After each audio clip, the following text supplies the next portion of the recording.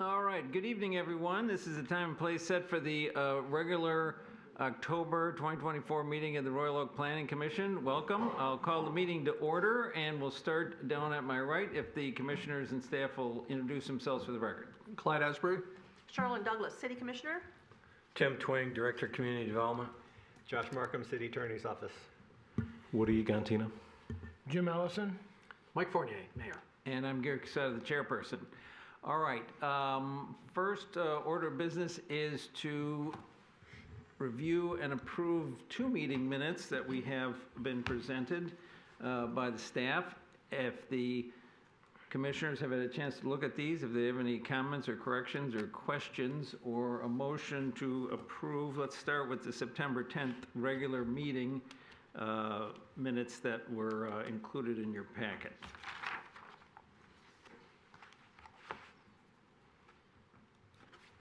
Any questions? So moved that we approve the minutes for the September 10th, 2024 meeting. Motion to approve September 10th, second by Mr. Gantina. Any discussion on this matter? Okay, seeing none, I'll call for a voice vote. All those in favor of approving the minutes say aye. Aye. Any opposed? All right, very good. The September 10th regular meeting minutes are approved. Now let's look at the special meeting of September 16 and 17. This was a 2-part meeting about the master plan.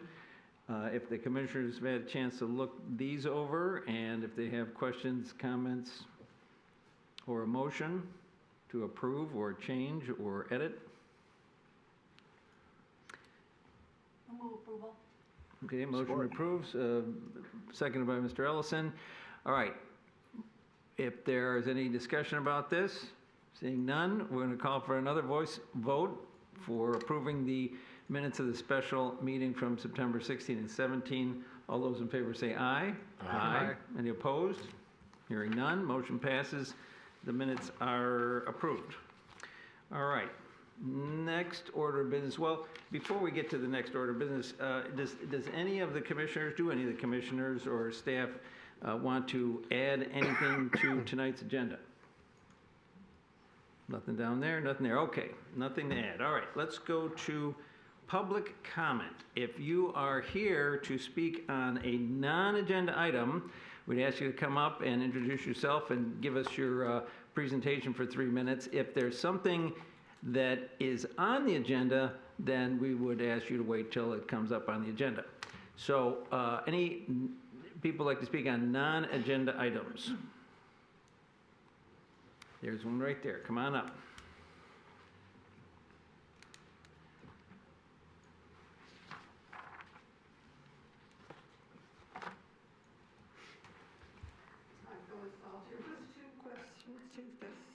Two fast questions. And I don't know if this is your department, but we've been waiting to see signs that are out around the city telling us what's going on and when our meetings are. And I don't know if there's any out there. So that's one thing. The minutes for you guys don't seem to be are not appearing with the minutes. So when we look, up when we go home or when we read this afterwards or the next day, there's nothing about what we said. So that's another thing. The city commission does it, so you guys can do it too. Thank you. Thank you. All right, anyone else wish to speak on a non-agenda item? All right, seeing none, I'm going to close the public comment and we'll go to new business. Oops, I'm sorry, got the wrong one, sorry. Unfinished business. SP 240405, this is the site plan for project on 13 Mile for Corwell Health. Mr. Twing, can you reintroduce this? Certainly. As you indicated, this has been postponed by the petitioner since the Planning Commission's meeting of April 9th, 2024. Since that time, they have revised the plan in some fashions. The staff memorandum The first part of it kind of outlines what those changes were. Basically, to highlight those, the north portion of the building was reconfigured, and the rear yard setback was increased from 65 feet approximately to some 86.1 feet from the north, very north property line. They also reconfigured or relocated the proposed parking from along that north property line to the building side of the north wall of the building. So it was basically flip-flopped. They did add a retaining wall along that north side so that the green belt could also be increased from what was previously proposed at almost 13 feet to 28 feet. And that also preserves some of the existing trees in that berm area. You may recall that there was a drop-off in the northeast corner of the building that served for the surgery discharge. That was eliminated, and the building was squared off in the northeast corner, and the patient pickup drop-off was moved to the west side and utilizing parking spaces. There was also a 6-foot masonry screening wall added to the majority of the west property line of the site that wasn't there. And then, as I indicated, the building was reconfigured in some fashion. Originally, it was 88,200 gross square feet back in April. Given the reconfiguration, the gross square footage is about 89,500 square feet with a usable area of 68,119. Based on the proposed uses in the building, the outpatient medical clinic and the medical office as presented, they would require 312 parking spaces under the ordinance. The site plan does provide 313, so it is providing sufficient parking. The majority of the rest of the site, in terms of the parking, ingress, egress from 13 Mile Road remains the same. The connection to the property to the east, or 3600 West 13 Mile, is the same. And so you'll see in the staff contingencies, there are a few items for the Planning Commission's discretion. One of those is the building height, the width ratio is acceptable as depicted. As you may recall, the ordinance talks about 1 to 3. The east, north, and south walls have a ratio of 1 to 4, and the west, in terms of length and height, has approximately a 1 to 7 ratio. The second item is whether or not the proposed screening as presented on the site plan and landscape plan that was presented is acceptable and determined necessary and advisable by the Planning Commission. The third item, there are approximately 8 parking spaces along the north property line that encroach into what would be required to the building setback, and those are up in the northwest corner. But again, those are your discretionary items. A requirement of previous discussion was that the petitioner does get a joint access agreement with the property owner to the east, or at 3600 West 13 Mile Road, and that be reviewed and recorded with the Oakland County Register of Deeds. Again, that is to eliminate 2 driveways into that property and share one that would be located here. The next item is regarding standard contingencies regarding any right-of-way work. The engineering department did indicate a couple of items that should be considered in terms of adding vehicle detection for the traffic signals at both new driveways and adding signal headings facing north to the traffic signal at the west driveway. The rest of the contingencies are standard contingencies regarding exterior lighting, any signage, the requirement to propose performance bonds with the building department when they get to that point, and then compliance with all of their city codes and ordinances, including stormwater detention. That's basically an overview of the site plan and the staff report. If there's questions, I'd be happy to address them. All right, any questions for Mr. Twing? All right, seeing none, I'm going to call up the petitioner team. Come on up, introduce yourself, and give us your presentation. Tell us why you're entitled to the relief you're seeking. Sure, I'll start it off. Thank you. I'm Dan Carey, Dr. Dan Carey, the president at Corewell Health, William Beaumont University Hospital. And I'll just kick it off for our team. First, we appreciate that excellent review of the changes that we made. I think when we were here 6 months ago, you all gave us pretty direct feedback, and we heard you. And first of all, I appreciate that. We took that time. We took not a month or two. We took, the full part of this 6 months for a lot of back and forth.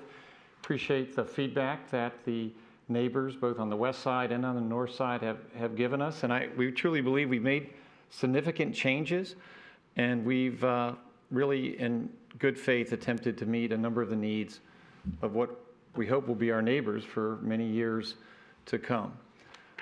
So we appreciate your feedback. We appreciate the feedback, Mr. Ackerman. We appreciate your facilitation. And we're really excited about this project moving forward. Just to remind the Commission, this is will be our flagship ambulatory care site in Royal Oak, and it will include an ambulatory surgical center. Our goal is simply to meet the needs of the community, both in Royal Oak and in Oakland County and across the country. It will represent by design a team-based care approach and really bringing a flagship facility to this community and allowing us to develop our programs to meet the needs of the communities we serve. And with that, I'll turn it over to Mr. Kevin Tuchowski, our Director of Design and Construction. Great, thank you, Dr. Carey. And again, thank you for highlighting all the changes we made. As you can recall, when we were here in April, there were several different design elements that we had that were questioned at the time. So 4 major points, and again, I want to echo Dr. Carey as well. I appreciate not only the commission hearing this again, but echo the collaboration we had with the residents over the last 6 months. We've had several meetings, we've had several renditions that had not come back to the commission, but yet we've took the criticism, the feedback back into, with our design team and looked at how we could achieve and come up with a design that is favorable for all parties. So with that, really since April to where we are today, there were a couple different, there's 4 major points really. When we presented initially on the north side, as Mr. Twing had indicated, the separation of the green belt was minimal at the time. And I think we were approximately 13 feet. So the separation of that green belt and how we were buffering from the north residents to the parcel was one major concern. The other, as indicated, was the parking that was on the north side that we did move and made adjacent to the building. As conversations evolved, some of the other points that were well taken were the existing berm. There's an existing berm in place. That was a major concern of the neighbors. We took that into consideration as well. As you recall, there was a drawing submitted once the lot splits in the land contract were in place by Nowak and Frost. There was a berm that was approximately 24 feet and about 4 feet high. The berm as it sits today is about 7 feet high, 6.5 to 7 feet high. We understood that was a large mechanism of screening for the neighbors, and we recognized that. With that, the mature trees that are currently on that site on that berm were also a major concern. So what we did is explained. We took that into consideration, how we could retain a good portion of the berm, maintain that height of the berm, and preserve as many of those mature trees as we possibly could. So with that, you can see, as depicted by the renderings on the screen, we feel we have a very successful solution as far as meeting some of the needs. I will go as far as to add in conversations that we've had recently within the few days, there is another tree on there. If you look at tree tag 139, it was slated to go. It was brought up by Mr. Ackerman and questioned if we could retain that tree. We put that in front of our landscape architect. He did review that. So we are going to preserve tree 139 on the berm as well. So there's an additional tree on that. That's a mature tree that will also be retained. So, any questions? Questions for the petitioner? This is you're in-house architect with Corwell. Yeah, I'm the director of design and construction for Corwell East. That's right. All right. Any more to your presentation? You want to introduce those guys just for the record? So this is Bob Mount. So Bob Mount is a project executive. He'll be in charge of executing the project. The gentleman in the end is Steve Farley. He is the architect, one of the architects on the project from Hobson Black. And if there's any specific questions, we made sure Mr. Farley was in attendance with us too to answer any specifics, detailed questions about the drawings. Okay, I might have one in a minute if my colleagues don't have any questions. All right, I'll tell you what, we'll listen to the public comment, I think, and then we'll come back to you guys. You guys don't seem to have any questions, so I'm going to say if anybody in the audience would like to come up and speak on this agenda item, the site plan for the Corwell Health Ambulatory Center, come on up. Please introduce yourself. 3 minutes, present. Thanks. Frank Fidel, Royal Oak resident. First, I'd like to personally thank the Planning Commission for prioritizing its residents and ensuring that open communication is part of the development process. This body's insistence on facilitating a dialogue between the hospital and the neighbors allowed us to come together and address the community's concerns in a constructive way, which we deeply appreciate. We're grateful to the city's sustainability manager for taking the time to meet with us and encourage us to investigate the city's ordinances regarding green space. That allows us to become more aware of the city's vision for maintaining the beauty of its surroundings. It's reassuring to know that while the city is focused on development, it's also deeply valuing the preservation of the natural environment, which is so important to the character of our neighborhood. Having a dedicated sustainability manager highlights the city's strong commitment to environmental stewardship and the long-term well-being of its residents. As this project moves forward, we'd like to take a moment to share our thoughts regarding the preservation of the trees that have been designated to remain on the property. They're essential to maintaining the natural beauty of the area and contributing to the overall environmental balance. We sincerely hope and trust, based on what you just said, that every effort will be made to protect them throughout the construction process. Additionally, while we understand the need for heavy machinery during construction, we are concerned about the noise levels in the area, and we would hope that permitted work hours are clearly defined and adhered to, with some consideration for quieter periods, especially in the mornings and evenings, so that residents have time to enjoy some peaceful moments. This is particularly important given the excessive noise that is already present since we live near Woodward, where there are lots of race cars revving engines all the time. Finally, while the resolution may not fully represent what some would feel would be a completely desirable outcome, we appreciate that it takes into account both the hospital's development goals and some of the concerns raised by the community. We'd also like to extend a special thanks to our attorney, whose involvement was instrumental in moving things in the right direction. Without his efforts, we would not have reached this resolution. As we close this chapter, we remain hopeful that our neighborhood's integrity will be preserved moving forward. Thank you. All right, thank you. All right, is there anyone else who would like to speak on this agenda item? Somebody stood up and somebody put their hand up, but he was first.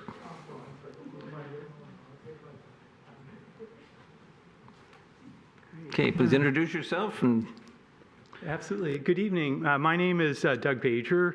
My wife Janice, our Greyhound Gracie, and I live at 3833 Yorba Linda, just a little bit north of the property here. And we've lived in our house for 39 years. And over that time, we've been very supportive of Corwell and its predecessor, Beaumont, with regard to various projects on this parcel involving the former Parker Elementary, the town apartments, and also the Burnside apartments. The hospital is a great resource for our community, and certainly as I age and my wife ages, unfortunately we're going to have to avail ourselves of the services that the hospital provides, and we believe that the clinic will be truly useful for the community as well. One of the things we wanted to share with you, though, too, is we appreciate your efforts back in April to give some time for the neighbors to communicate with Corwell and to talk about our concerns more in an even tone fashion. And we appreciate Corwell's efforts, too, now to preserve as much of the berm as possible. Even though it affects my neighbors a little bit more than my wife and I, it's still an important part of the community in terms of providing some privacy to the neighborhood. We are also grateful to Corwell, too, when I looked at design plans prior to the meeting, that the screen wall is really substantial. It's beautiful, and I think it will provide privacy security as well for the neighborhood. With all the changes in the cost escalations, things like that, I was afraid maybe it would get diminished, but it looks like that will continue going forward. And as my neighbor Frank mentioned too, we hope that the construction can proceed on a timely basis and that noise will be minimized to the greatest extent possible. One thing that's near and dear to my heart, which my neighbor Frank also mentioned, was that we would be most grateful to the Corwell security team if they'll monitor the property and make sure that the hot rod enthusiasts from Woodward don't use this as a rendezvous point, given there's 313 parking spaces. We're afraid that with social media, it will become a meeting place for many of these cruisers. And one thing we would ask Dr. Carey, maybe he can get some of his internists to help with this, but maybe he could perform colonoscopies on some of the hot rodders because they seem to have really poor exhaust systems. So I don't know if you can work that into the budget, but I would be able to make a donation to Corwell to assist with that.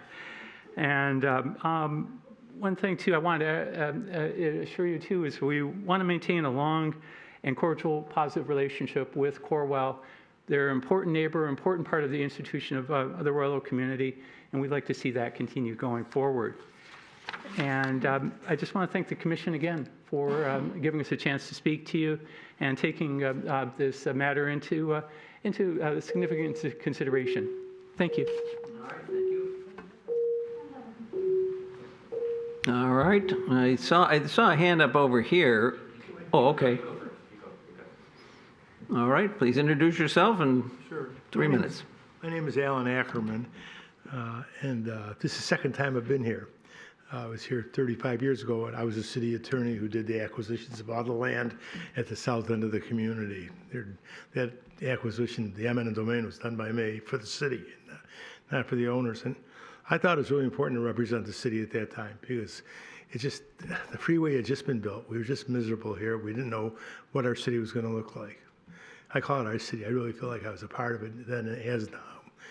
And I really thought it was important. I think this may be more important because I think right now with the hospital competition, hospital functioning in flux as it is, that this land was an important piece. And I'm glad Beaumont saved it through these years when they took down the elementary school. And I would ask you just to pass what they've been provided you.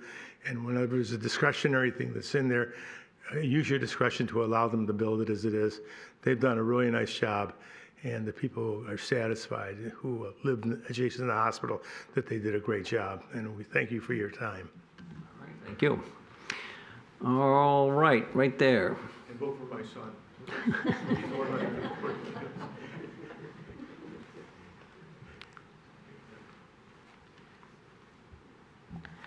Hi, you see me before. My name's Sean, a resident of Royal Oak. Fine with the building, don't have any issues with that. I just want to talk about parking requirements.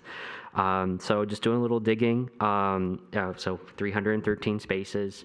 Looked at the parking requirements, so they're providing that because that's required. The ordinance is 1 per 200 square feet of usable space. Looking at the definition of usable space, that specifically calls out closets are to be included in that, interior walls.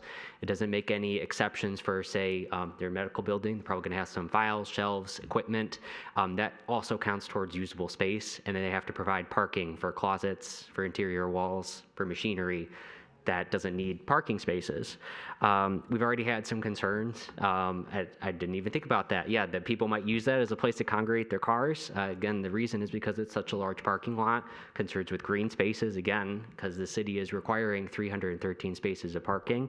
Now, I'm willing to be wrong here, but I go to a 50,000 square foot medical building, doctor's office, dentist has a few facilities there. They have about 140, 150 spaces of parking, and whenever I go there, most of the spaces are never filled. Even when I at least try to go after work during peak times, most of the parking's not filled. So I get that's not going to change this. I don't really have too much of an issue with this, but again, just wanted to point out, parking minimums, right? Just doing the back of the table math, they got 313 spaces, assume 1.25 people per car. That's going to be 400 people. And for an outpatient facility, again, I'm willing to be wrong here. That's the question to ask. I'm willing to be wrong. But are they going to have like 400 people at one time showing up for appointments, right? Because that's what an outpatient facility, again, I understand it to be. People will be making appointments. They're going to be staggered throughout the day. Again, willing to be wrong about this, but I just got to question the parking requirement here. Again, that's not going to change this. We need more medical care. That's not an issue. But I just wanted to point that out. Our parking minimum, like, again, you can read it, specifically requires closets. Interior walls doesn't make any particular exceptions for, areas that just might be furniture, because they might have desks, shelves, records, etc. So just wanted to point that out. Again, thank you for listening to my comments. Again, fine with the building, just the amount of parking. Thank you. Thank you. All right, there was another hand right here. Please introduce yourself in 3 minutes. Yes, I'm Robert Schneider. I am a property owner on the west side of this development, been there about 41 years. And first of all, thank you to the commission for acknowledging the information that was provided back in April by the residents that went back to the actual rezoning in 2012 in the spirit of that agreement. And I feel Corewell has done a good job at this point with its design and taking care of that. The wall that is along the west side is a particular concern. Before we had only the green space being provided. We now with the wall have security for people not walking through into our yards. We have more noise abatement, and we also have protection from high headlights, unlike pickup trucks. So we're very satisfied with that. And if I can ask a couple of small stuff questions to the folks that are here, is that wall the same basic wall we saw like 4 or 5 months ago when it was first added? Yeah. It's the same construction, same height? Same height. Okay. Exactly the same. Okay. And for those of us that have, in my case, I've got the little 13-mile leg. Will the vegetation in there, will I have a discussion with anyone prior to any work being done or things being cut down? I just want to make sure we both agree. I mean, there are things that I know are going to have to go. Don't get worried. Yeah, I just want to hear that. And the last thing, there are some trees for our west side people that are kind of near the property line. It's a little hard to, have you determined if the existing fence is on the property line? Beaumont did reconstruct it. I think they resurveyed it. I'd like to think it's on the property line. I don't know if we know that. But I have, for example, a medium-sized tree. It's 3 feet away from the fence. I'd like to keep that. So the two concerns is we acknowledge what trees can be saved, including the one at my backyard that I thought strategically in the right spot. And also, as noted on the plan, it's bad to have heavy machinery driving over tree roots. Could I please have my trees' roots that extend into Corewell side also receive the same type of protection so it does not die? And those are the items I had. And I think I'm getting nodding yeses out of the representatives that were on the same page. Okay. So again, thank you very much. All right, thank you. Anyone else have interest in speaking to the Planning Commission about this project?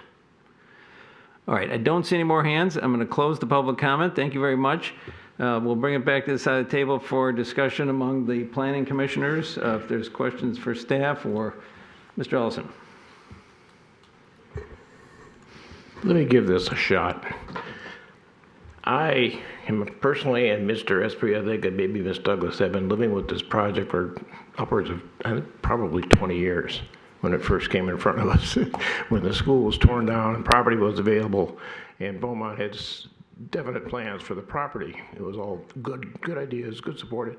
We had a good plan that was presented, and we went through it, and we had neighbors who raised many of the same concerns that they raised before, that worked with the hospital and worked with the developer to come up with a plan that worked. We almost got there. I mean, the plan we had still had some chinks in it, but everybody was willing to work through it.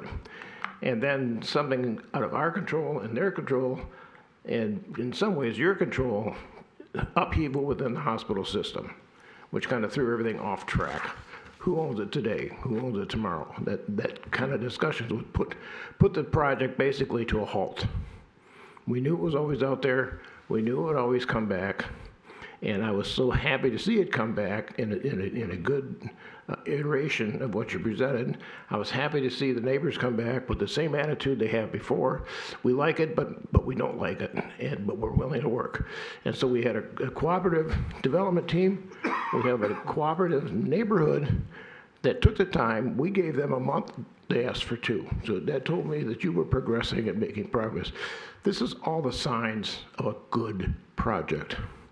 And I'm very happy to see this back in front of us again with all the concurrence over here, all the concurrence over here, all the smiles up here, because we don't have to deal with it anymore. Offer a couple of suggestions. Many of you know that I do have a background in construction. I was with Barton Mallon for 25 years. We built many of your facilities on the campus there. In my experience in these type of projects, I think it's always a good, especially when you've got a neighborhood willing to work with you, designate a person or a team to deal with their issues. I may even go so far as to suggest a monthly meeting where your point people, your superintendent, your project manager, they all get together, and the neighborhood appoints a person to represent them, just so they can talk and so everybody knows what's going on, so there's no surprises.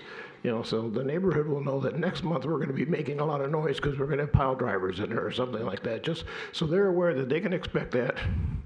And construction is never easy for anybody. But the best thing about it, and I've learned this in my career, the best thing about construction is it eventually is over. It's done, and we go away, and we got a facility we can all live with, and all these issues. One of the concerns raised, a couple of the concerns raised here as far as parking and cruisers taking over that parking lot. It's a possibility. Beaumont's got their security. Royal Oak Police have got their security. Visual presentation of Beaumont with their lights flashing and Royal Oak with their lights flashing. We usually move those people out. And so there's ways to do that. You're dealing with the mentality of these guys that like to park their cars and talk about them. I used to be one. But my personal opinion, it's a little bit far off the beaten path of Woodward to attract Woodward cruisers. But they'll if there's a flat spot to be there with stripe lines, they'll do it. But it's going to be an issue of enforcing your rules that you have. So I don't think it's a problem that's going to kill this project or anything like that. I think it's a well laid out project. I think it's going to be a valuable service to the community of Royal Oak and everybody around it. I mean, this is not just the Royal Oak Hospital. This is the General Oakland County Hospital. So I welcome the plan in front of you, in front of us. You did a good job, gentlemen. You did a good job, neighbors, and I think we got something we can all be proud of. I'm not going to make the motion yet. I want to hear what my colleagues have to say, but I'm willing to make a motion when we get there. All right, very good. Other, Mr. Gantina. So I want to echo some of Mr. Ellison's statements. I just want to commend both sides for this outcome. This is really how the process should work. A project was proposed. There were concerns from the neighborhood. You got together to kind of come to a compromise that seems acceptable to both sides, which I think is the important thing, because Up on this side of the dais, we cannot decide which compromise would be acceptable to the neighborhood or what compromise would be acceptable to the hospital group. So I'm grateful that you were able to take a beat, have the relevant conversations with each other to come to a compromise that seems to be acceptable to everybody. And I will say the positive comments about the Planning Commission were a welcome change tonight, so thank you. All right. Other comments? Mr. Esbree. Yes, sir. Thank you, Mr. Casada. And again, I mean, talking about a project coming together and happening the way that it should, both sides are certainly to be commended. My only question would be, and on the point that Mr. Twing raised on contingency number 3, within the 8 parking spots within the north rear yard setback, I would like to see that depth of berm continued for the entire length. And while I realize that 312 spaces are required and they are providing 313, I agree with Sean. You never gave your last name, so I'm just saying I agree with Sean. It seems to me that if you really adopt a shared parking notion and the idea that patients are going to be coming, from 8 to 5 and so forth, that losing that bank of 8 spaces really should not create a hardship in my mind, and it would also create a little bit more of a buffer for the neighbors immediately to the north. So I'm just wondering if any of my other fellow commissioners see it that way. Well, I have a different question, but I have a related question. Go ahead. I hear what Mr. Esbree's saying, but all the detail, these groups of people presented this as a plan. Not everything is perfect, not everything is agreed upon, but they came to it as a plan. And I'm afraid, the Cornwall people gave up something on this, the neighborhood gave up something on this, and this is what we ended up with. And this is the plan they presented. And it's because of all their hard work and all their compromise and all their, I don't want to go in there and start picking things out of it. So I'm happy leaving it like it is. I know, Mr. Ellison, I understand, and quite frankly, if it was just me speaking, I probably would have kept my mouth shut, but it is specifically mentioned in contingency number 3, so I thought it was worth a discussion point. Okay. All right. Okay. I'm going to ask a couple quick questions, just for the record and clarification. Perhaps one of the team might have to come up here. In fact, the esteemed Mr. Farley might be the one. I'd like to know about the site plan. We're supposed to have well, let me say this first. I very much appreciate the renderings when people include the renderings in the package so we can understand what it's going to look like. And so we see the screening wall, looks very nice. We see the building, the signage looks very nice. You're supposed to have a sign plan in the package. You've done such a good job. I'm not trying to pick on you, but is what we see in the renderings what we're going to see as far as signage? Is what's going to happen with signage? Signage has to be submitted separately directly from Corwell. What we have there is just really kind of visual representation of signage, but the actual letters and size and location and colors and illumination or non-illumination, that'll be a separate submittal. And who's going to design that? We'll bring out a vendor. Okay, well, I want him to design it, or you to design it. I don't want a vendor to design it. That's my question. Are you architects going to be involved in the sign design? We certainly can be, yes. Yeah, the vendors, they just want more. The architects are supposed to do something elegant, so that's what we want. That's my pitch. Now, I would like to ask about the wall, because I was a little confused. You have, say, the southwest screening wall that's up there. Can you just clarify where that's going to be? Because southwest, there's a west, there's a north. What do you mean by, where is that screening wall, that nice screening wall going to be erected? You don't have a pointer, do you? No. So if you start on the very left side of the site, there's that little dog leg.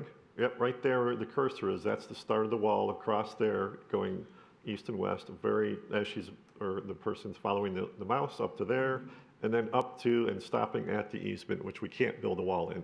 That's where the berm is. The berm is actually the side of that easement. Okay, and so is the wall going all the way down to the dogleg then, and including the dogleg? Stops right where the cursor is. It does not go north-south to 13 Mile. Stops Okay, but there. it goes on that east-west, and it Correct. goes on north-south. Okay, Correct. very good. That's a substantial area there. Okay, lighting. I asked you up here because I know you know what I'm talking about here. You don't have a photometric plan that I could see here, and that the LED lights are very glary. So who's going to be in charge of making sure that the lights are not glaring and meet our ordinances? Is it going to be you, I hope? Yeah, well, actually, our team, it was electrical engineer and civil engineer, and I thought we did have a photometric. Well, I Yeah, might have there is missed it, one but I listed don't here. see You're it. saying it's not in there? I didn't see it. But you know what I'm talking about, is Yeah. that if you don't have a shielded unit, it's gonna spray, and it's not, and in fact, next door, if you see those big, huge field lights that Shrine has, you can't see the light fixture, you can't see the source. And, you know, when those lights come on, check them out. You're not gonna have those lights, but lights can be purchased that keep the light on the site, and that's Right. what I'm talking about. Yeah, and we do follow the ordinance, meet the ordinance 100% in terms of site lighting. There was a photometric sheet, and I see it's not in this set for some reason, but we can provide that to prove that it meets the ordinance. All right, I just wanna make sure it's getting. It has been done with electrical engineering and civil engineering combined. I just wanna make sure it gets your attention. Yep, no, appreciate it. All right, and the last thing is, how are you guys doing in the shared access agreement? Is that something that's gonna happen?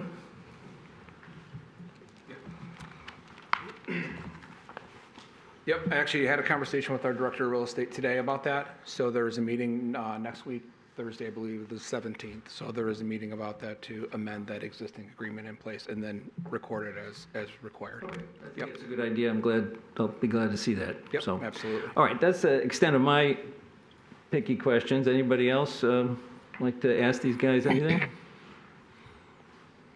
Mr. Ellison. I'll roll into it again. As far as the signage, I'm sure you guys have a corporate signage plan, and any signs they put up there are going to fit into the model that we're already seeing on the hospital campus. So we're not going to see anything extravagant. We're not going to see anything different from what we're already seeing. It'll just be adapted to fit this building. But you've got corporate colors, you got corporate layout, you got corporate ideas. That, I mean, we've done this before with Beaumont, where they had to they changed names or something, and we had to change the sign to admit there. It's not, to me, it's not a big deal. When you get your sign plan together, bring it to us, we'll look at it, point out any problems with it at that point. I'm not anticipating any, but I think that's kind of why you haven't got it with it yet. Because if there was for some reason changing this design, that's going to change your sign pattern as well. So anyways, that being said, I'm going to go ahead and offer a motion to approve this site plan. Is it just a site plan, or do we got a zoning? It's okay. Approve the site plan as presented with the contingencies listed, and I do that very happily, and I congratulate all of you for getting together and making this happen. All right, there's a motion to approve the site plan with the listed contingencies as presented. Is there a second? Second, he was first. Second by Mr. Esbury. Is there further comment or questions on the motion? Yeah, my only question would be, and I know you have to speculate to some degree, but from the time you first stick a shovel into the ground until you're cutting ribbons, what kind of time frame do you think you're looking at? So it's about a 24-month schedule. 24 months? Yeah, so we're looking to break ground in the spring, weather. That's what I have a ballpark. Yeah. I have reached that. Yep. All right. Any other comments before we have a vote? All right, my sense is we can probably do this as a voice vote. So I am going to call for the vote on the motion to approve the site plan with the listed contingencies. All those in favor say aye. Aye. Any opposed? All right, hearing none, motion passes. Congratulations, we're looking forward to this. It's a good plan. I'm going to give you a round of applause on this side of the table. You guys did a good job, and I wish we could see more of them work this way. Our life would be more easier. Congratulations, folks, all of you.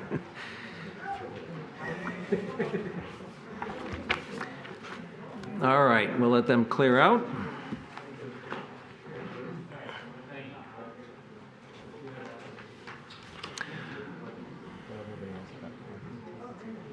All right.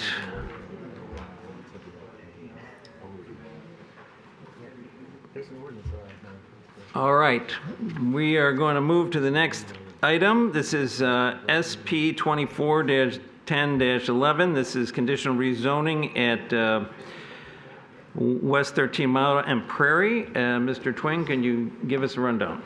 Certainly. As you indicated, this is a request for a conditional rezoning from neighborhood business to multifamily residential with the associated site plan submitted by the petitioner. As in that regard, you will be providing a recommendation to the city commission rather than having final action. So, the site is located on West 13 Mile and Prairie on the southeast corner. It's a vacant parcel that's at one point was used by consumers for some storage where they were doing some work, but primarily it's a vacant lot. The petitioner is proposing to construct a 3-story building that would have 10 multifamily dwelling units on the second and third levels. The roof line would, as indicated, would be about 35 feet. Amenities for the residents would be placed on the east half of the ground level of the building. Those would include an office, bicycle storage, and a gym. Off-street parking would be placed underneath the building on the west half of the site. As it's currently zoned, buildings with only multifamily dwellings are not a permitted use in neighborhood business. That's the primary reason the petitioner is requesting the rezoning.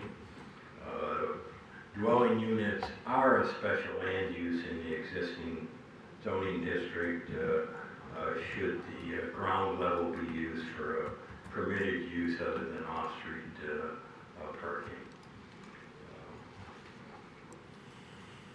The site with 10 dwelling units would require 20 parking spaces or 2 per unit. The site plan as presented provides some 21 units or 21 spaces, excuse me.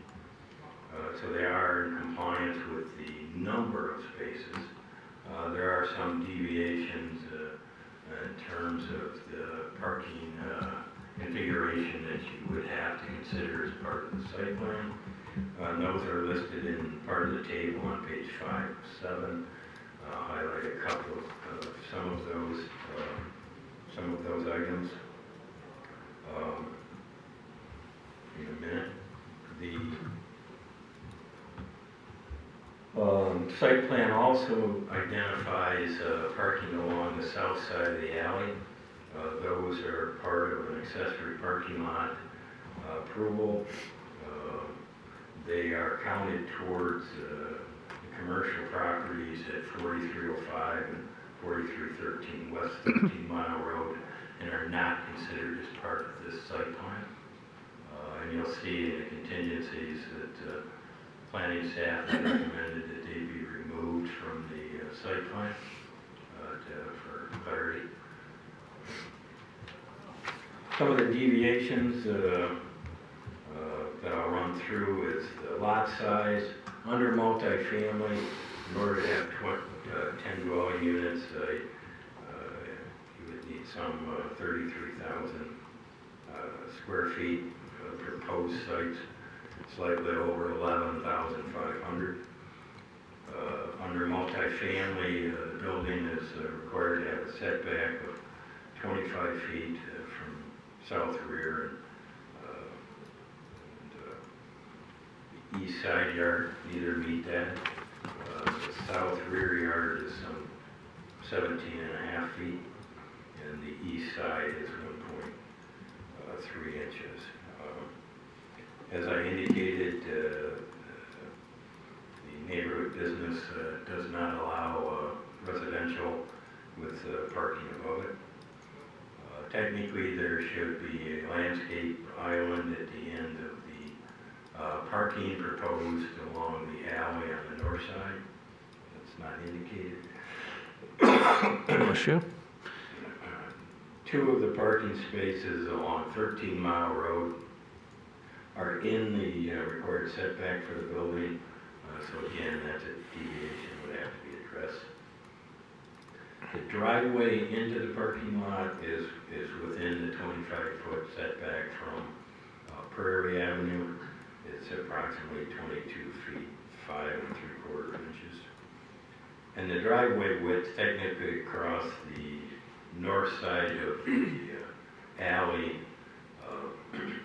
is some 72 feet, 4 inches in order to provide parking directly from the alley in those 6 spaces, where a driveway generally is required to be no more than 25 feet.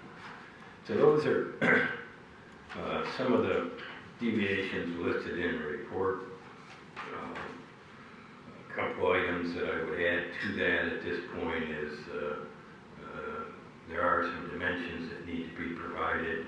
The parking spaces off the north side of the alley appear to encroach into the alley in order to provide the 20-foot depth that's required.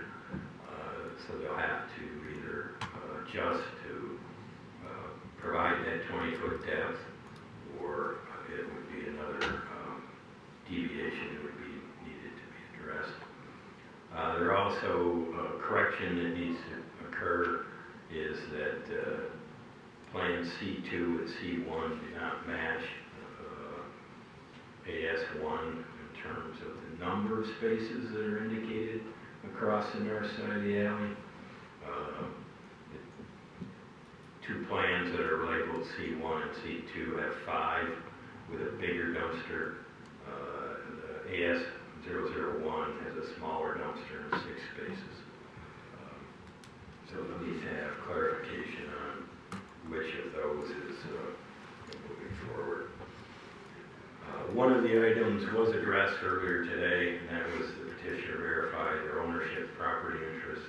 They have provided a warranty deed that still needs to be recorded at the county.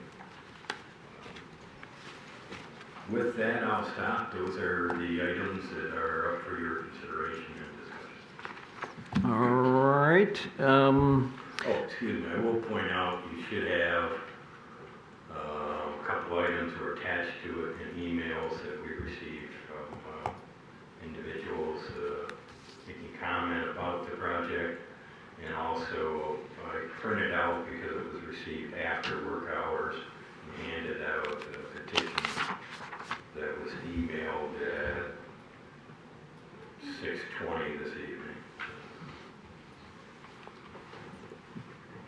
All right. I have a quick question. Just because you were talking about the parking spaces south of the alley. So you take the parking spaces away that are in the plan south of the alley because those aren't under their control. That's correct? Yes. And then there's 20 spaces left? Is that the idea? Yes. Okay. All right. All right. Any questions for Mr. Twing, or are we ready to call up the petitioner?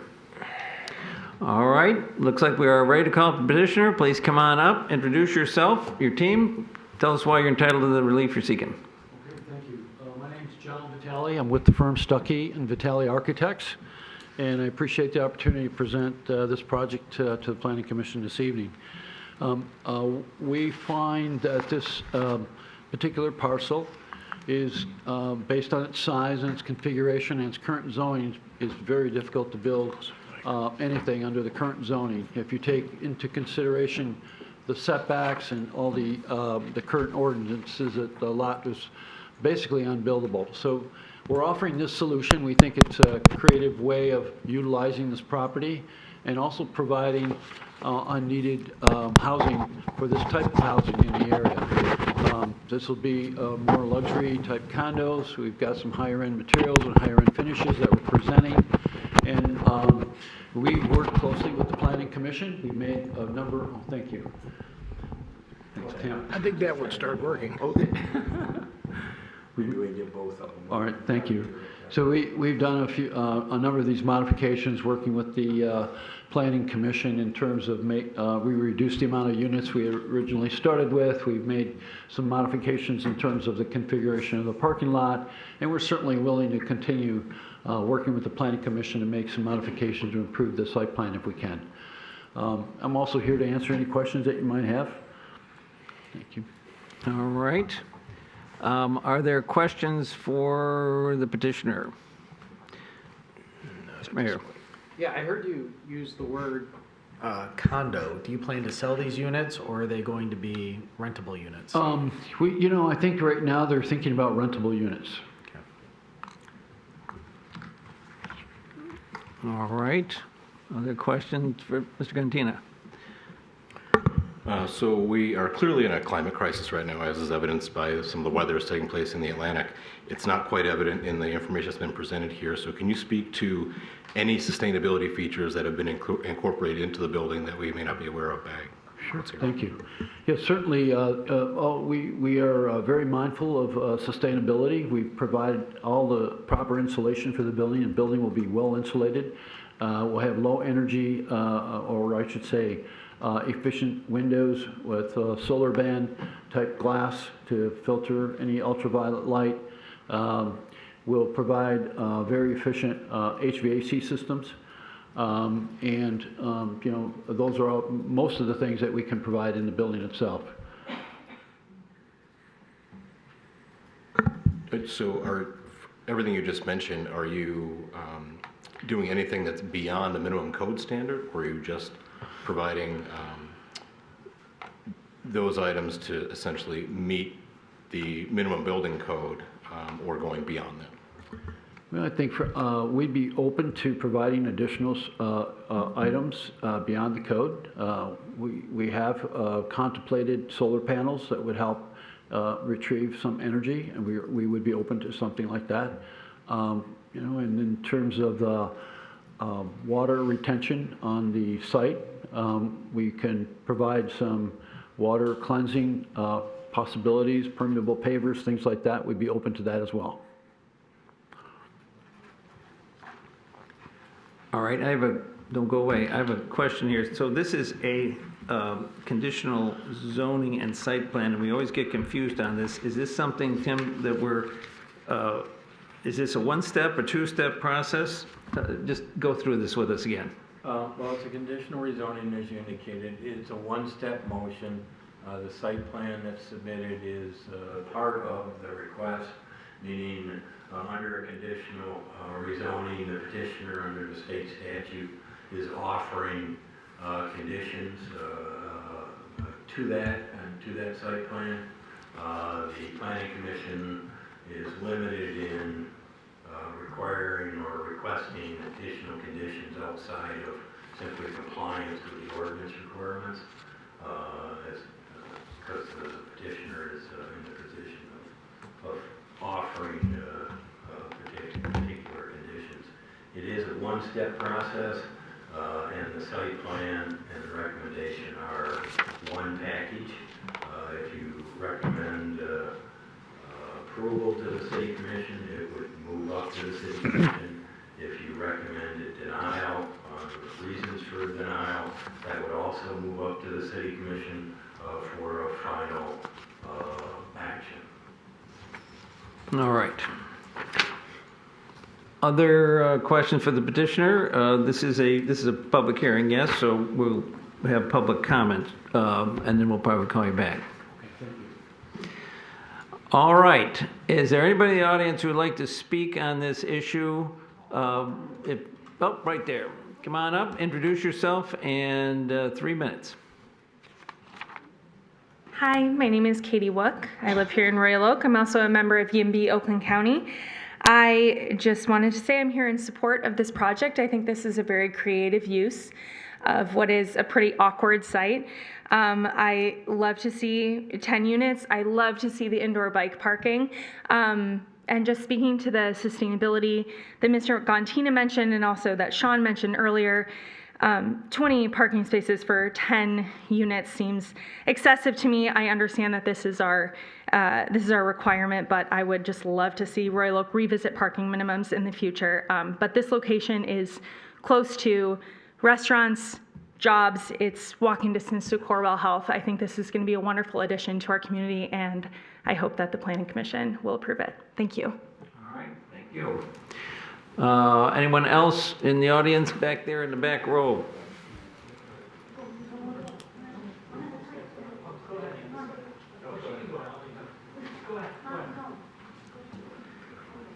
Come on up, they deferred to you. Well, I'm the OG on the block, so I get recognized. First of all, I'd like to say, Mr. Ellison, I miss you as mayor. Okay? Please introduce yourself. I've been in Royal I Oak miss for- me as mayor too. I used to be, I know, I miss you as being our mayor, okay? I've been in Royal Oak for over 40 years, in the same house for over 40 years, okay?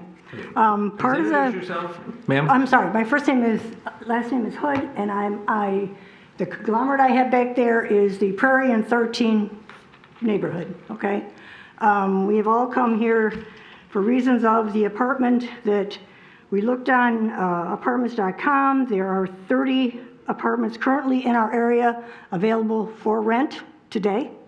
The parking issue is that our street is packed with parking from Edo, from everywhere, okay? Our third issue is the extra dumpster coming to the alley, which we now are currently fighting a rat problem. And we'd like to know where the power for this apartment complex is going to come from, because our power grid, within the last year, we've been without power for at least 6 times for at least 3 days or more. And if that's going to put more drain on our system, we need to know that, okay? Our other issue, well, my question is on here it says ownership. We're not sure who even owns that parcel at this point. We'd like to maybe figure that out, if that would be something that everybody would like to understand. I do see under your rules, that you're saying that you have particular things that you want to be said as far as, you know, what they're saying, what you're saying, what they're proposing, so forth and so on. We don't think it's a good idea on Prairie. I have people I live 3 houses off the alley. I have people that are at the end of the block with me here tonight, okay? Anyway, thank you for your time. I appreciate you. All right, thank you. Next. He was next, but he's, come on. Quick while you can.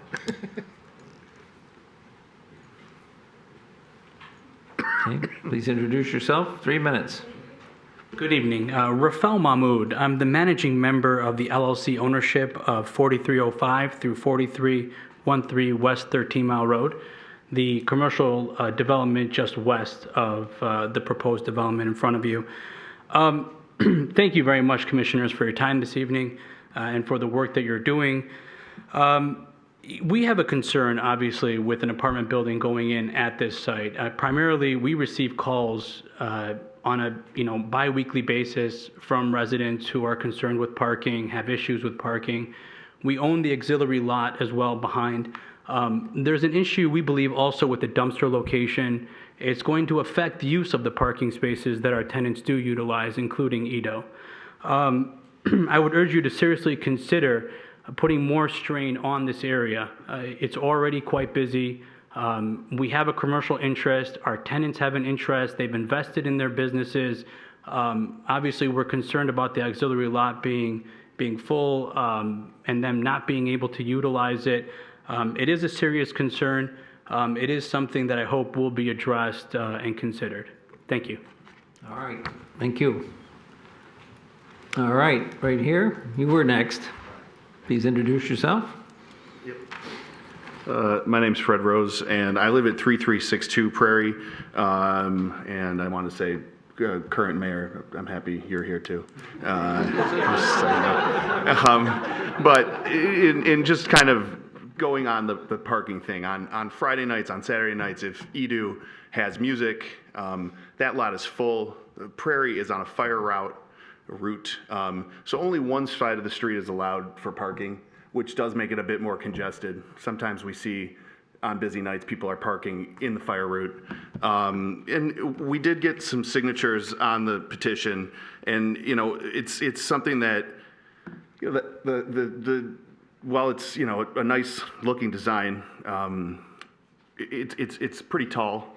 There are houses that are on the other side of that building that would be disturbed by that.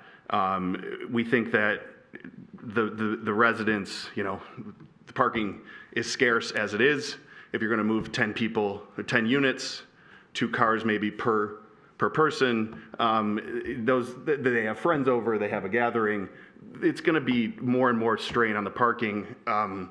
In relation to being so close to Corwell, there are people that use that alley and drive quickly. It's kind of dangerous as it is, so we're just a little bit worried about what would happen with all the extra people moving in, and we're strained already. So, thank you so much.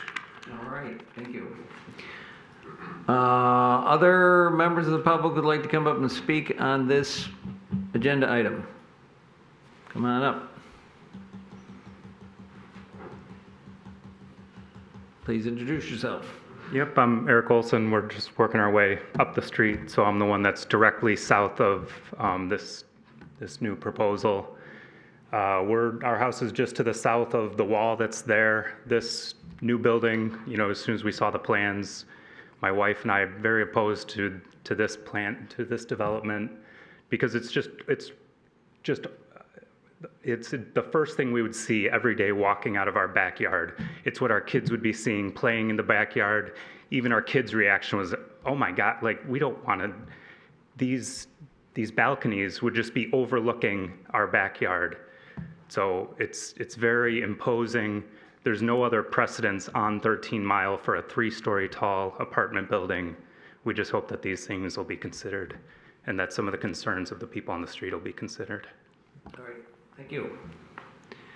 Anyone else in the audience like to speak? There's somebody there. Come on up.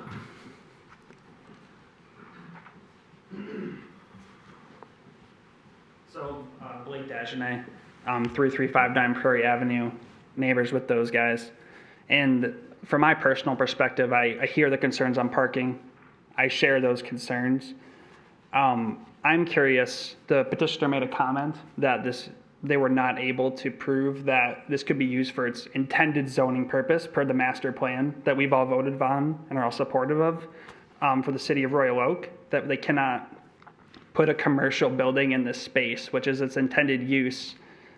We all enjoy the commercial interests on 13 Mile. There's a lot of great businesses, the owner of which is here today. So I would be curious to know why this land can't be used for that purpose, which is what we all agreed on in the master plan, because that's what we're here tonight discussing, is changing that plan. It's a deviation, and it's deviating in a way that, per the petition in front of you, is not supported by the local residents. So I would ask that the petitioner could answer that question.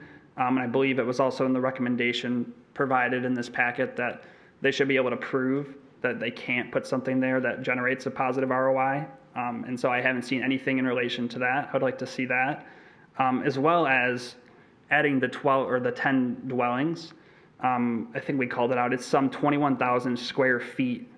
The lot is 21,000 square feet smaller than it should be per the city ordinances, which is another concern. We're putting too many people in too small of a space in a building that aesthetically is a very nice design, but seems like it doesn't fit the area. If you've driven by it, it doesn't really fit in. It's exacerbating existing problems on our street, which is parking, as well as potentially lighting and all these other things being high up. They would have an elevated stance, which is impacting some of my neighbors more than me. I didn't even consider that. So with all that said, I think that we really need to take a hard look at this, and I would be in favor if we could find a solution that fits the existing zoning requirement. I think we would be open to that. But this proposal is a deviation from the master plan, and I don't know anyone on the street who would support this. Thank you. All right, thank you. All right, anyone else in the audience? Come on up.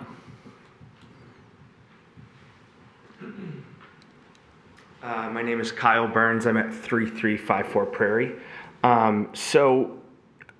My concerns with this property going in at the end of the street, Prairie has turned into a racetrack with the light system at 13 Mile and Greenfield. It's become a hazard for children playing because what they're doing is they're pulling in down Prairie to cut across through Judson to get back onto Greenfield. you know, we already have enough congestion on the street. The noise, between the light pollution that we already have with those 4 homes going, I just feel like this is kind of putting, you know, Taj Mahal in a neighborhood. I think that, you know, the level and height of the balconies intruding into our backyards, looking into our windows, it's just, I think it's not the right place for this property. They're also shoving everything into a shoebox. I think that something like this should go maybe in a downtown setting, or, you know, looking around Royal Oak, somewhere where, you know, these tenants are going to want to sit on a balcony and not look in my yard or into my windows. It's very intrusive. I think that, you know, the main concern of this is obviously to be income producing. They're going to be charging probably top dollar for these units. They seem very luxury, which, you know, in that area alone, we have probably 20 different apartment buildings that are consistently for sale that they can't occupy, and adding this when we should have more businesses in that area for us to go to. And, you know, the main concern too is the power grid. We've been without power multiple times this summer, to the point where we have hanging wires in our backyards while kids play, and our streets have been shut down from fallen trees because they're not upkeeping the larger trees in the area. So not only do I oppose this project, but I discourage the people to my left to even want to put this on that street, due to the fact that the power grid is so fickle on that street, particularly all the way to the hospital, that it's gone to the lengths of my neighbors. My brother lives 2 streets over, has had to spend $15,000 on a Generac generator because during the summer months, wind blows and the lines fall down. It's absolutely indeceivable to think that they would allow something like this to go up when our infrastructure from DTE is just so fickle and unpredictable. So I think that this is the wrong place for this property to go. All right. Thank you. All right. Anyone else in the audience like to come up and speak on this agenda item? Right there.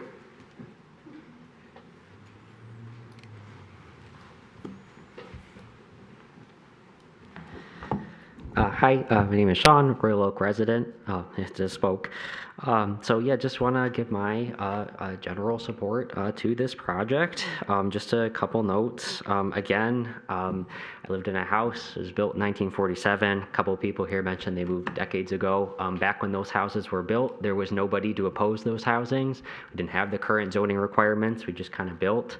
That's my big thing, is I think we should be able to build what we used to be able to build in Royal Oak. And I just don't think it's fair. You know, my house didn't have to go through a review to get built. It was just built. My house, again, was also 900 square feet, which would be considered a shoebox today, and that would be illegal under current zoning rules. But again, we used to build stuff like that, and I love my house, and a lot of people have similar size houses, so just want to go over that. I heard this a couple times, and I just want to, during the master plan session too, just want to point this out. Royal Oak used to have 20,000 more residents.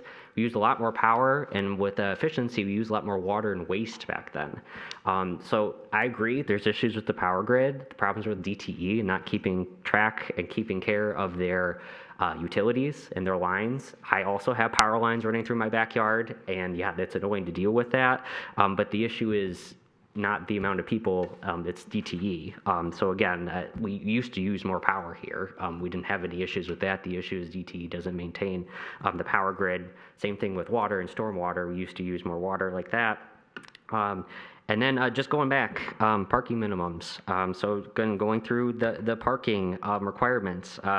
City assumes that there's one space for 4 people in a church, in a club setting, so 4 people can share a car. In a lot of other businesses, it's 1 car for 2 people. But for an apartment building, for some reason, even if it's just 1 person or 2 people, for some reason they can't share a car. Again, the parking minimums just don't make sense. They don't seem like they're based on anything. This project, again, I'm for housing, and I think think you should approve this, but I just want to be clear, this is mostly just a parking lot. And that adds to the costs. According to Victoria Policy Institute, which is a Canadian institute, that adds parking mandatory minimums increased housing costs by 12 to 25%. According to the Housing Affordability Institute, that can also lead to $200 to $300 per unit increase.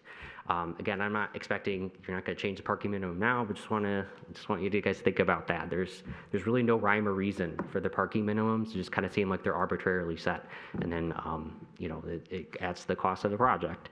So again, supportive of the project. Again, my house, a lot of people's houses, like nobody had to go through review up until recently, and I think we should just make it easier to build housing. Thank you.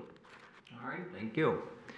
Anyone else out in the audience like to speak on this agenda item? All right, seeing none, I'm going to close the public hearing, bring it back to this side of the table, turn to my fellow commissioners if they have questions for the petitioner, for staff, council, each other, comments, motions.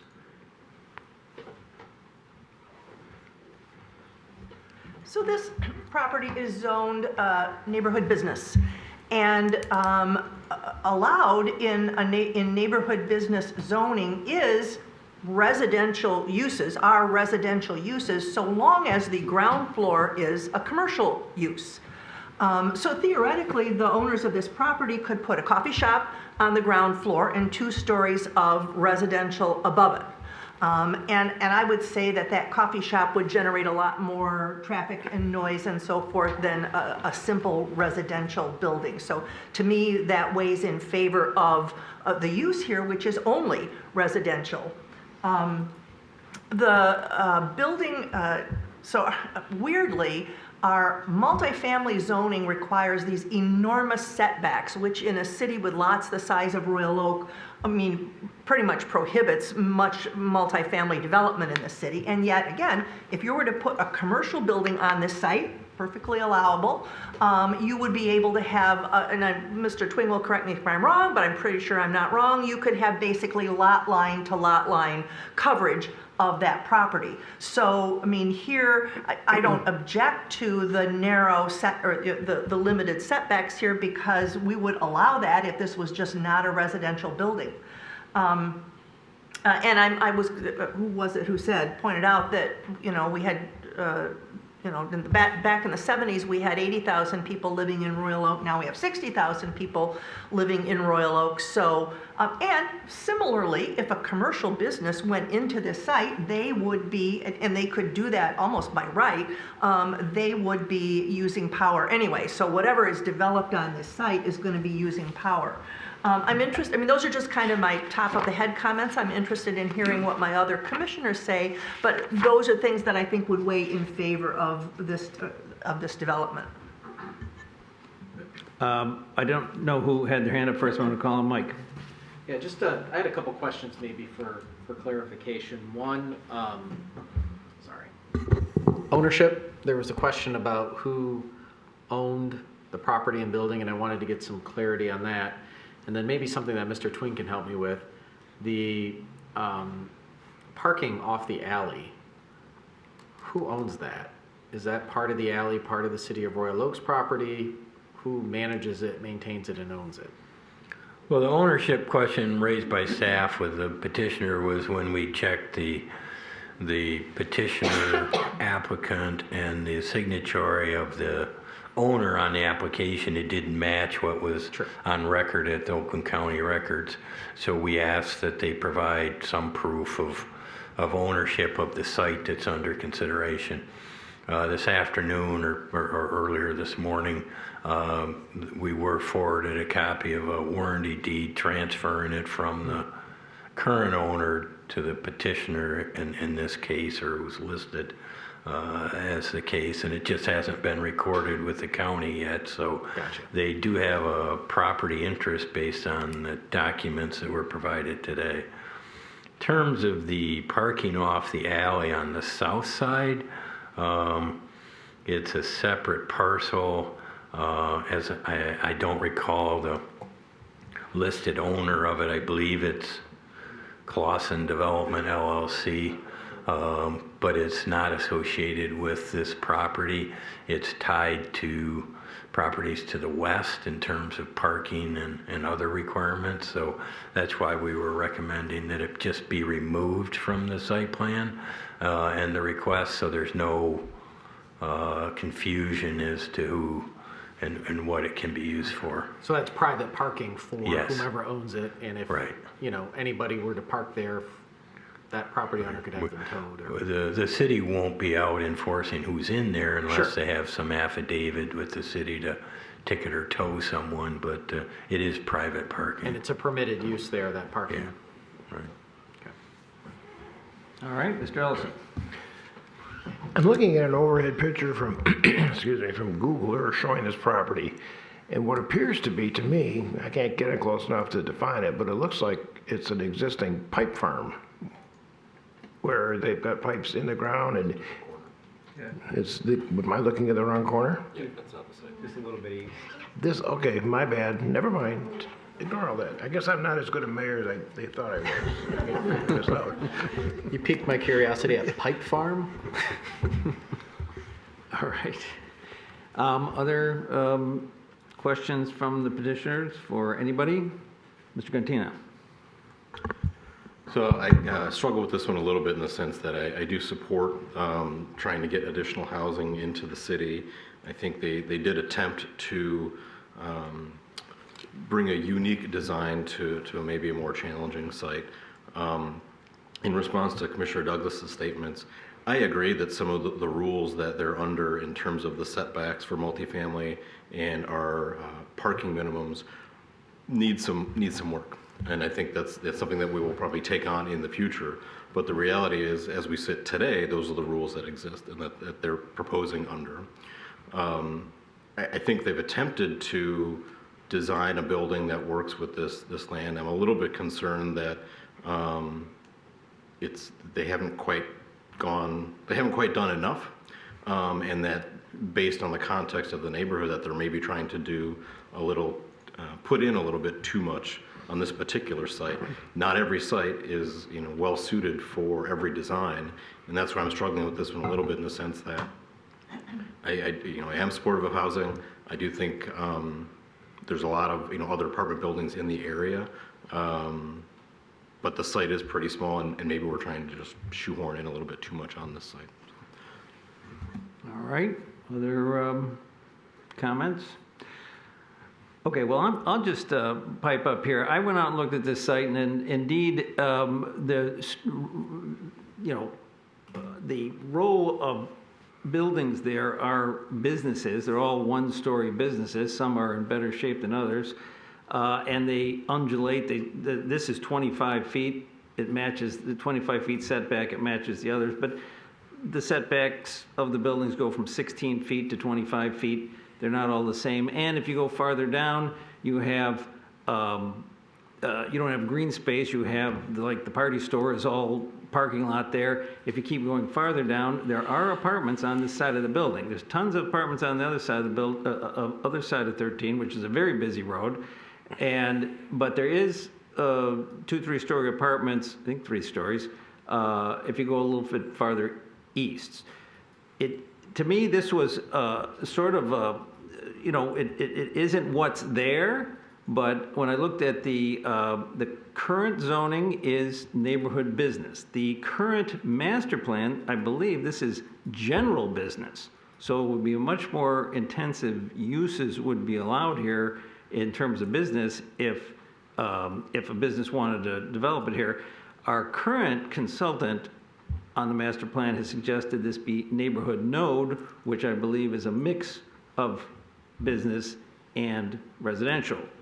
So even though this is the only apartment building sort of within earshot of this particular site, there's a lot of residential and multifamily residential around here. So I myself did struggle with, is this out of place, or is this the first step in a evolution of this strip, which it also might be. So I had that thought in my mind. Those are my comments. I do like the design myself.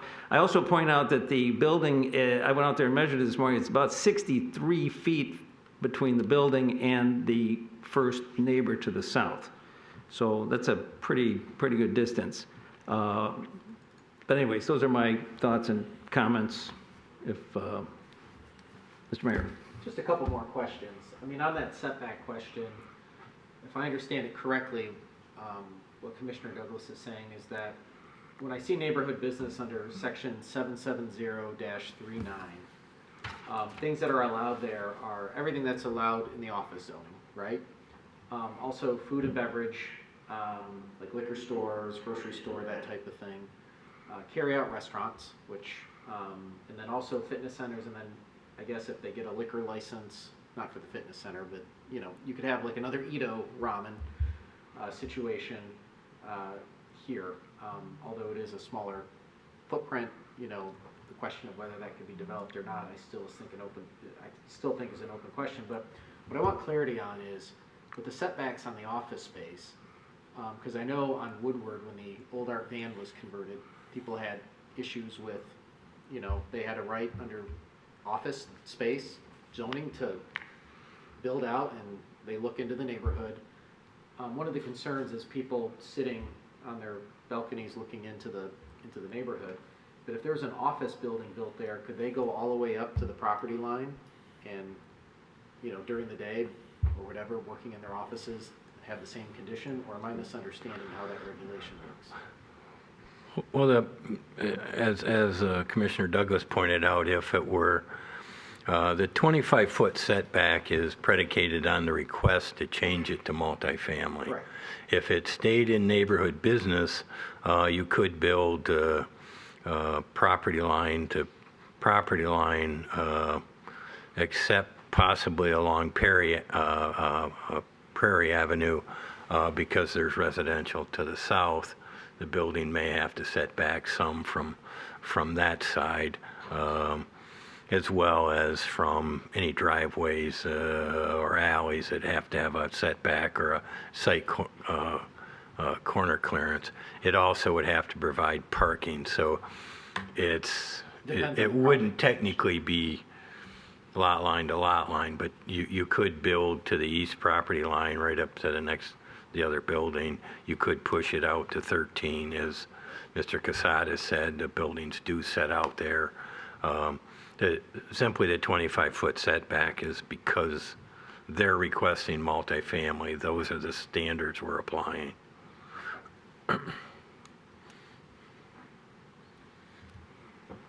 Mr. Casada, this board is here to take action. I'm prepared to offer a motion if you want to hear it. I'm ready to hear it. All right, so I'd like to make a motion to deny the conditional rezoning and site plan 241011. If there's support, I will explain my case. All right, motion to deny by Mr. Esprey. Is there a second? I'll second for discussion. All right, second by Mr. Gantina, and so let's discuss. So the reason for my recommendation to deny is based largely, if not almost exclusively, on recommendation 7H. The requested zone shall not create an isolated or unplanned spot zone. So this would clearly become an island among what is already what I believe is properly zoned neighborhood business, and I do believe that the neighbors are correct that a mixed use of having something that all neighbors can interact with, whether it's a coffee shop or whatever it ends up being, along with residential on top of it, I believe is the proper use. I think we are properly zoned, and I think that holding out for something that fits what I think would be more proper, all things considered, and what's already in place would be proper. All right, are there responses? Mr. Gantina. I guess I want to follow up with some of the discussion that was being had around what could be there under its existing zoning. And I can certainly appreciate the mayor's point and Commissioner Douglas's point around, you know, the intensity of use with what could be there under underlying existing zoning could potentially be greater than what's being proposed. But the reality is, if that were the case, if something like that were being proposed, we wouldn't be discussing it here. They could do something by right that could have the impact of being a much more intensive use, but that's not what they're proposing. What they've chosen to do is ask for a rezoning to multifamily, which then does impart different rules upon them by their own choice. And that's where I struggle. That's sort of how the cookie crumbles, in the sense that if they propose a project within the underlying zoning, it may be a much more intensive use with potentially more negative effects by the views of the neighbors, but that's how the process works, and everyone won't have to live with that. As the case sits now, that's not what they're asking for. They've requesting this zoning change, which changes the rules, and under those rules, I don't believe what they're asking for is worth doing, I guess. Mr. Mayor.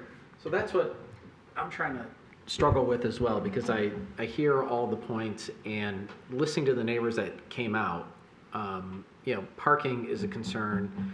There was mention of of rats with the dumpster, power issues with DTE, and I think when I hear that, and I get what Mr. Gantina is saying, and I'm trying to evaluate this in a completely, unbiased context, but when I hear those things, I can't help but look under, existing use today.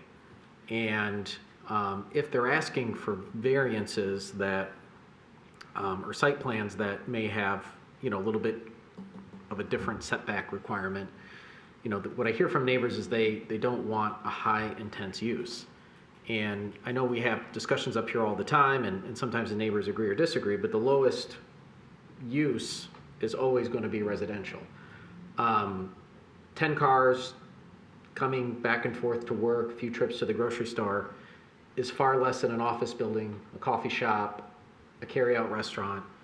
A dumpster for a restaurant is far more intensive, or a carry-out establishment is far more intensive and causes more issues than for a residential development. And then power issues, of course, businesses consume more power than residential units. So not that it should be fully part of the calculus, but trying to honor what the neighbors are looking for, but at the same time, if there's a need for housing in the community, and if something else goes here that's, doesn't even come to this body or anybody, for that matter, actually creates more hardship for the neighborhood by the nature of what it's doing, what's already permitted, I'm struggling to figure out that calculus in my mind, because I think there is a question about, this is a nice little strip of small businesses, a nice little neighborhood business zone, which is great. I mean, in our community, we have one in my neighborhood on Lincoln. We have them throughout on Catalpa, throughout Royal Oak, where you have neighborhoods that can go patronize these small businesses, and it's a great thing that we have and love here in the city. But if another opportunity comes by that, what's the next best thing? If it's not residential, I worry about the intensity of that use, if it's and exasperating the problems that everyone came up here and rightfully is concerned about. So you got to contemplate that. So I don't know, exactly how or if I'm going to support this motion, and I have some other questions as well. Thank you. Mr. Ellison. Excuse me, this is a quandary we face quite often. If the neighborhood is looking for a lower intensity use, then residential is the lowest intensity use that's available. If we don't change that to the residential per the petitioner's request, the existing zoning remains, which is, I think the mayor pointed out earlier, could be any number of things. Now, envision this scenario where you've got a party store or a grocery store or some more intense, business in there. And then picture a scenario of delivery trucks, whether they be semi-trucks or Amazon trucks or whatever, on the alley all the time, loading or unloading. That's intense, and that's right in your backyard. The residential concept, you've got people going in there, leaving in the morning to go to work or wherever they go, and coming back in the evening when they when they get out of work and come home, and that's your traffic coming in there. And it's not generating trucks, it's not generating deliveries. It's a very low intensity use. You know, I sympathize with those that say, but it's so close to my house, and I look out my backyard and I've got this 2-story, you know, building sitting there. One of the biggest problems we always have when we face this rezoning reconsideration is people that buy the home at the end of the street. You always face that possibility. Under the current zoning right now, the first home on Prairie Street is going to face, if someone comes in and builds a 2-story, 3-story business, you're going to have that wall, and it's going to be closer to your property than it is. When you purchase a piece of property at the end of the street or at the budding business district, you always have to be aware of the potential of change. And we struggled with this years ago when we were doing rezoning and rebuilding on Woodward, and people would say, you know, it's so close to my backyard. Well, you know, that's the backyard you bought, and that's the zoning ordinance you purchased under. So that possibility was always there. I mean, your home on the end of the street next to a business is probably worth less than the exact home in the next block, because it doesn't have that potential business intrusion. So it's always a give and take back and forth. If it's lower intensity usage we're looking for, then residential is it. But I do understand Mr. Esbry's argument about almost like pocket zoning. We create a little island of a residential in the midst of business, and it really kind of disrupts the flow. I don't know where I'm going on this yet. I'd like to hear what anybody else has to say. It's really a complicated issue. Commissioner Douglas. So I'm going to disagree with Mr. Esbry's characterization of this as spot zoning. The only thing that, as I've said before, neighborhood business zoning authorizes or approves of a business use on the ground floor with residential above. Somebody could build that, and that would not be spot zoning. The only thing that makes this different is that there is no commercial on the ground floor, which is, as my fellow commissioners have said, is desirable at this point, and will result in less conflict, less traffic, less stress for the neighborhood. So I will vote against your ordinance because I do not feel that this is spot zoning.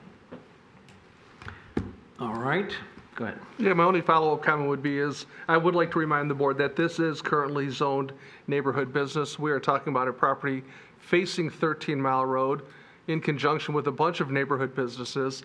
It is properly zoned moving forward with the new master plan. It's going to be neighborhood node, which is largely going to translate to very similar use requirements in terms of mixed applications, and solely residential when the neighborhood zoning specifically does say you can have residential if in fact it is combined with some sort of commercial use is, in my mind, the exact definition of a spot zone. All right. I guess I'll just comment. I was just reading the first draft of the master plan on pages 59 and 60 about the neighborhood nodes, and the idea of the neighborhood node would be to encourage housing to mix in with the commercial, and I think it's correct to say ideally you would have both residential and commercial in the same building. I don't know how realistic that is. Very realistic. We haven't seen it. We haven't seen it very often. Sometimes we have. So again, I think if we're going to adopt this new master plan, which we haven't yet, but the commercial right now, it's like I said, it's the future land use is general commercial, I think. So this would be encouraging more low impact uses than our current master plan. This would back things off a little bit, but it would still encourage the housing to be infused. Mr. Ellison. Just as a comment to your comment, Gary, that we haven't seen that in this city. We've seen it in this city. The building at the corner of Lincoln and Main Street is exactly that. It's a whole row of businesses on Main Street. That's true. The southeast corner. And living up above. And it's not the only place in the city. We've had that, in some places it's been successful. Right next door to your office is where they took the bowling alley down and they've got businesses on Washington and residential on top. So it's not something new to the community, so it is something that is absolutely viable, and it really may not be a bad idea for this particular property. As Commissioner Douglas said, if there was a coffee shop on the first floor, well, this would be probably flying through. So on that point, I have a question because the floor plan does indicate an office space on the first floor facing 13 Mile. It's not clear to me if that office is strictly for the administration of the building itself or if the intent is for that space to become leasable space.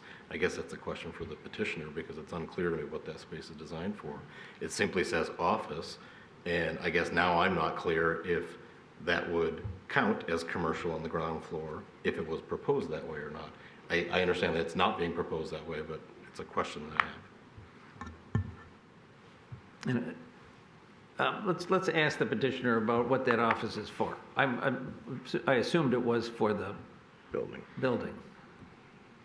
Well, I'm not sure how I should answer that, but I'll try. So we thought that would be an amenity for the residents, that office, frankly, like a business center. So especially with the work from home, trend right now, we thought that would be a good use for the residents that live in the facility itself. We'd be open, if that's more palatable to the Planning Commission, to make that a leasable space. So we would be open to that. And we talked about that. We didn't know if that was a good fit. In talking to our leasing people that have been looking at that property, they didn't think that that strip is a super viable commercial rentable, that there's some limitations to what we can lease that space for. But we'd be open to making that a condition, make it a leasable space if that is desirable. That would probably change the parking requirements. It changes the parking requirement. So we'd have to look at that. We do have one extra parking space over and above the count that's required for the residential right now. All right. Any other questions for the petitioner? Okay, we'll go have a seat. All right, back to this side of the table. What we have in front of us is a motion to deny the request, and it's been seconded, but we had some discussion. And I am wondering if we are ready to vote on this. Is there further discussion? Can I say one more thing? Mr. Mayor. Yeah, I'm just, I don't know if that I'd kind of like to see maybe the petitioner take a few things back after consideration. So a straight up denial at this case, or at this point in time, I won't be supporting.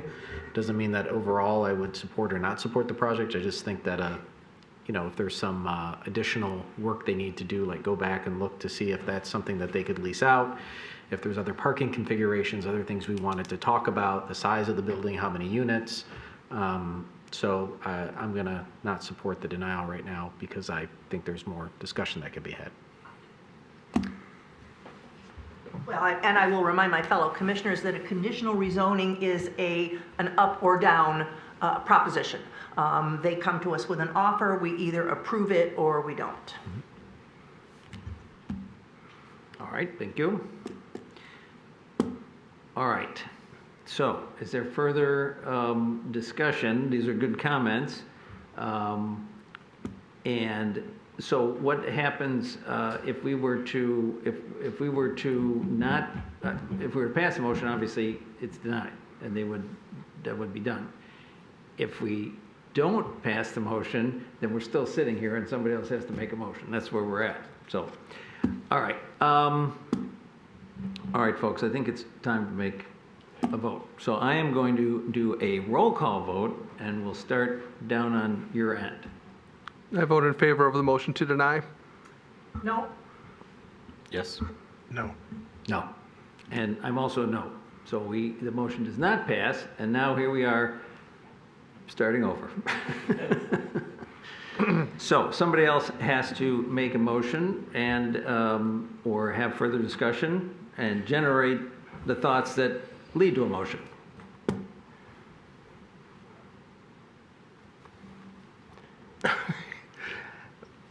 I'm just going to throw an idea out there. I mean, have we heard enough discussion back and forth that some situations could be addressed by the petitioner that would help mitigate some of the problems with the neighborhood, much like we had earlier with the one, or are the complaints so rigid that they can't be fixed? I mean, it is this design, or it's not this design. There's no tweaks we can do to compensate and make the residents happy. So we either approve this design, because I'm, say, is it worth it to delay it a month, or are we just delaying it a month for delaying it a month?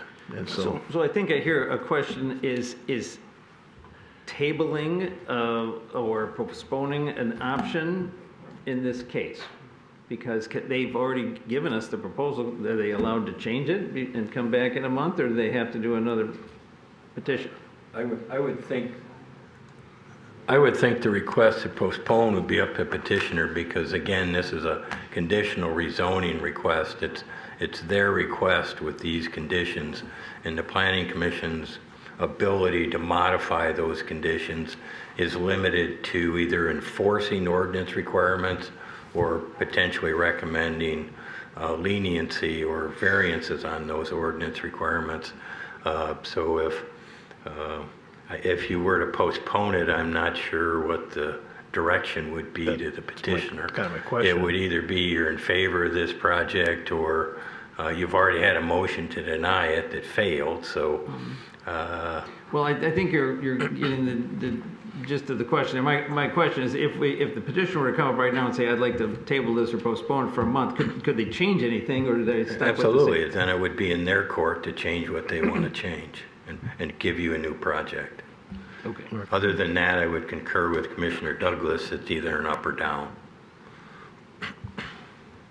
Mr. Mayor. Yeah, because some of the things I would like to know about are, like, what are they going to do in terms of the dumpster positioning and remediation? Is there flexibility to accommodate concerns that the neighbors had if they decided to postpone? Other things that I would be looking at if they decided or to postpone, if they came back with something new, would be some environmental sustainability. They mentioned solar panels. That I'd like to get clarity on that. Is that something they plan to do? They mentioned it. I don't see it in the paperwork here. And then get an idea also, if I could get clarity on the actual, even though it's 2 parking spots per unit, that's what's required by the ordinance, to get actual clarity from them as the operators of the building, how many parking spots would they actually see consumed? We've seen time and time again, many petitioners come in here and they don't even put anywhere near 2 parking spots, depending on if they're all studio or 1 bedroom. I see you have a mix of 2 bedroom and 1 bedroom, but what is the real estate expert's opinion? They're not going to build a building that's underparked. That would be a terrible idea. Do they say it's 1.5? Is it 2? And does that alleviate some of the concerns that the neighbors have about overflow parking? I mean, I'd like those questions answered, Well,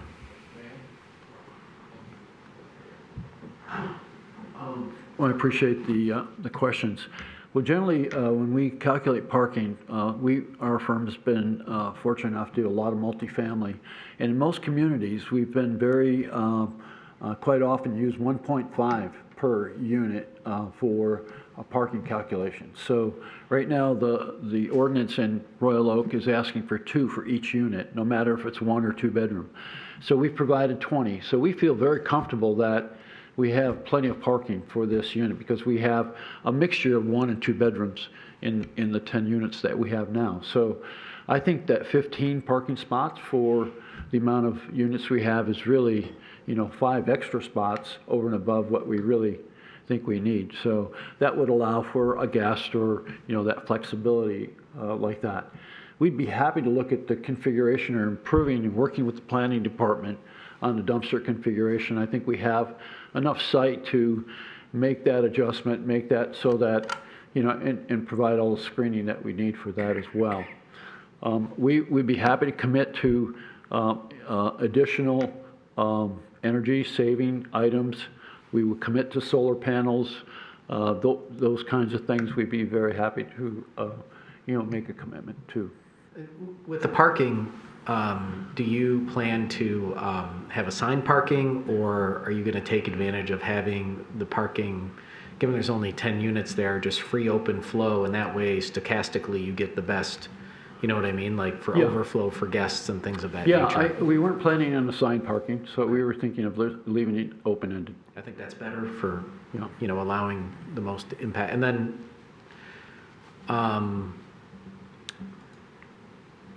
did you guys give any consideration, you said it's luxury units, any consideration to making any of the units affordable, like price points? I think the one-bedroom units will be actually pretty affordable. I'm not sure what the price points will be at this point until we get a little further into the project. But, you know, I think there'll be, you know, probably nicer units, so I'm not sure how they fall into the market here in Royal Oak, to be honest with you.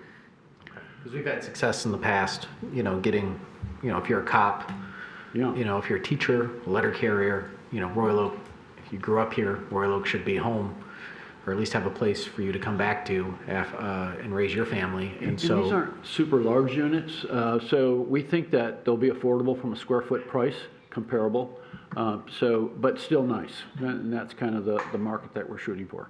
Okay. Thank you. Those are my questions.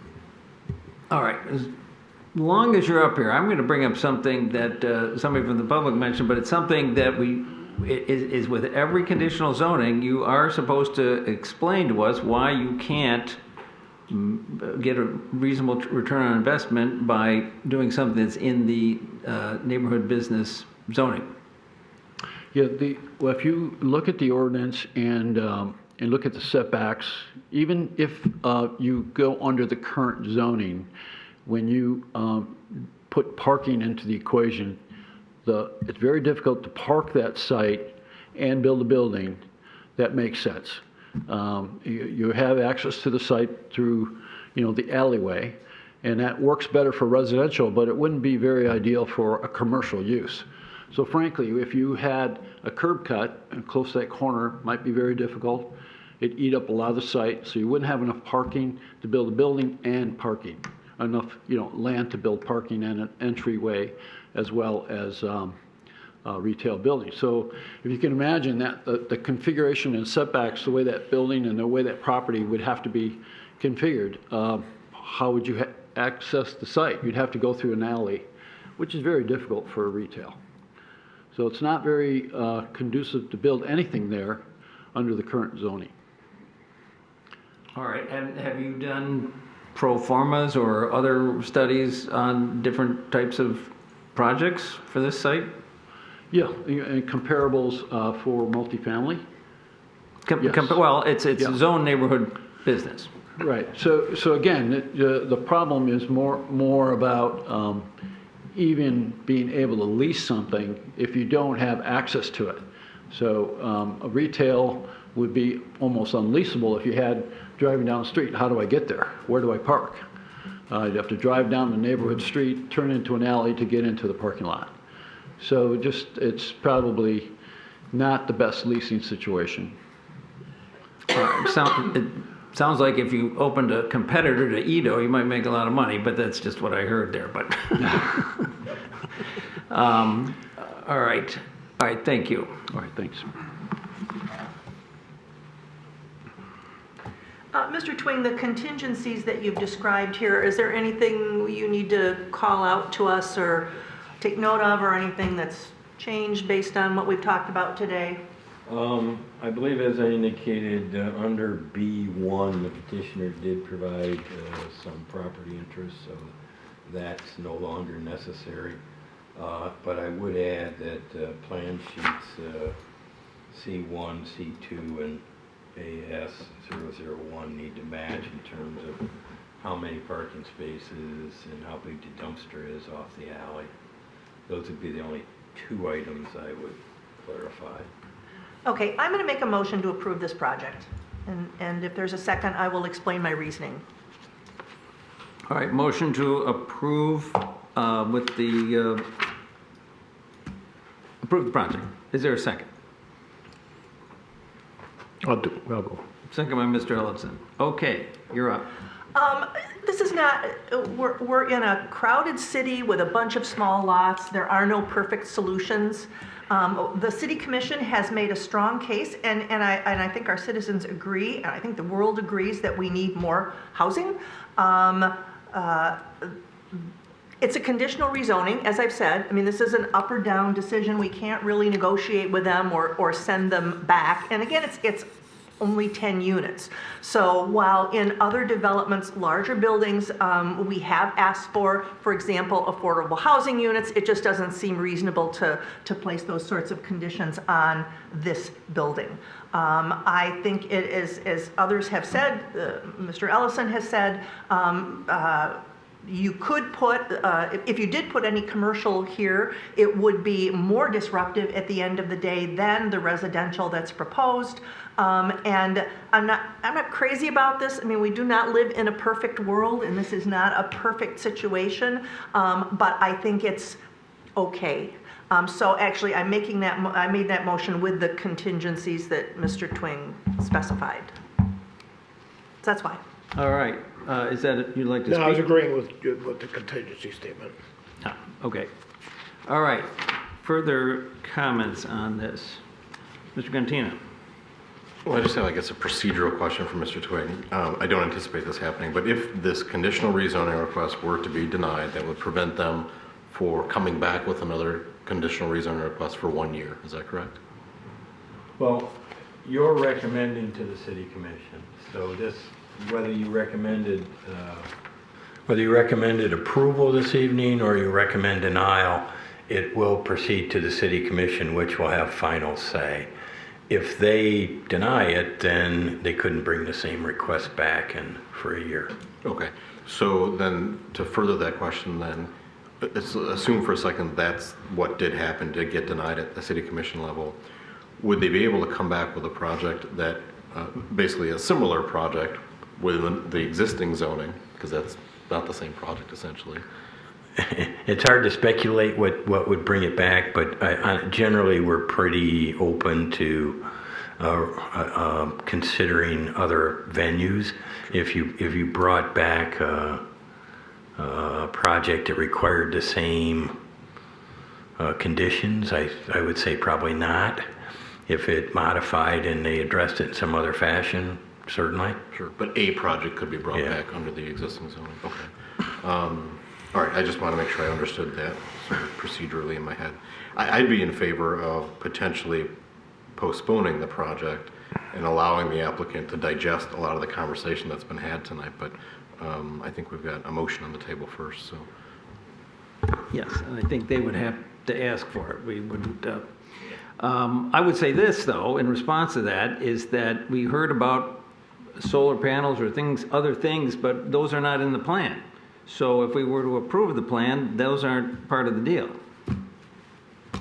So another procedural question, because I'm still on the fence on this one. If this goes to the city commission and the petitioner decided to make certain changes that were, I don't want to say non-material, but to the fit, form, or function, but said, oh, by the way, I'm going to add solar panels to the roof, and I'm going to make one of the units AMI or whatever it may be. Is that something they can offer at the commission table in addition if between now and if this is approved, between now and when it gets onto the commission table, or, just asking that question for a friend? Well, I guess again, it depends on what the scale of the revisions are. If the setbacks, things like that don't change. If it's not adding units, it's not changing setbacks, it's not changing the height. It's the height of the building, it's not changing the parking. If they're simply adding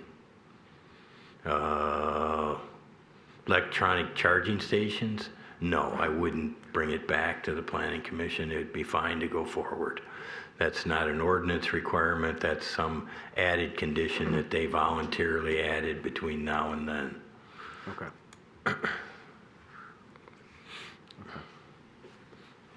Obviously, I won't be supporting this motion.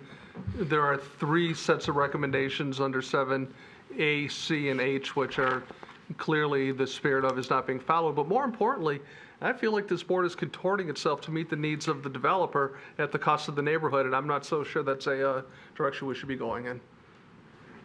All right. I mean, we'll have a second bite at this at the city commission. I think that, the request out of the gate is not completely unreasonable given the fact that there's multifamily housing in the area, given the fact that what Commissioner Douglas has convinced me that, if you were to put something at the bottom of it and build up top, there would be no restrictions at all if you conform to, neighborhood business zoning. So, I mean, there's a lot of variables here. But is it unreasonable that on 13 Mile Road you would have a residential building? No, because they're on 13 Mile Road today. They're on 11 Mile Road. I think I didn't want to deny it. I was hoping that we'd move down the path of postponing it. I'm not sure we have the votes for that either. So perhaps my support or non-support of this when I get ready to vote will could change when I'm at the city commission as well.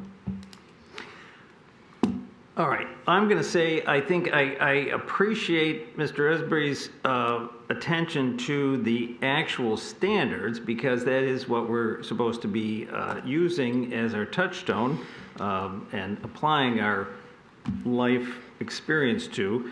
But I'm gonna say this: I don't agree that AC. A and H, I do not agree with Mr. Esbury. So let's start with A. A is about consistency with the future land use of the master plan, the current master plan, and indeed it is, but inconsistent because that's general commercial. But also A looks at consistency with recent development trends in the site's area. Well, the whole idea of where do we put more housing, it's on the corridors, it's in the commercial areas, that is the trend. So this is very consistent with the trends in the city, in my view. C, evidence should document that the applicant can't make a reasonable return on investment. This reminds me of the sign variance that says you couldn't put a conforming sign on the site. This is a very high standard that is very difficult for anybody to meet. We probably should address that in the future, because I'm not sure anybody's ever put on evidence that would pass muster, just like the sign ordinance.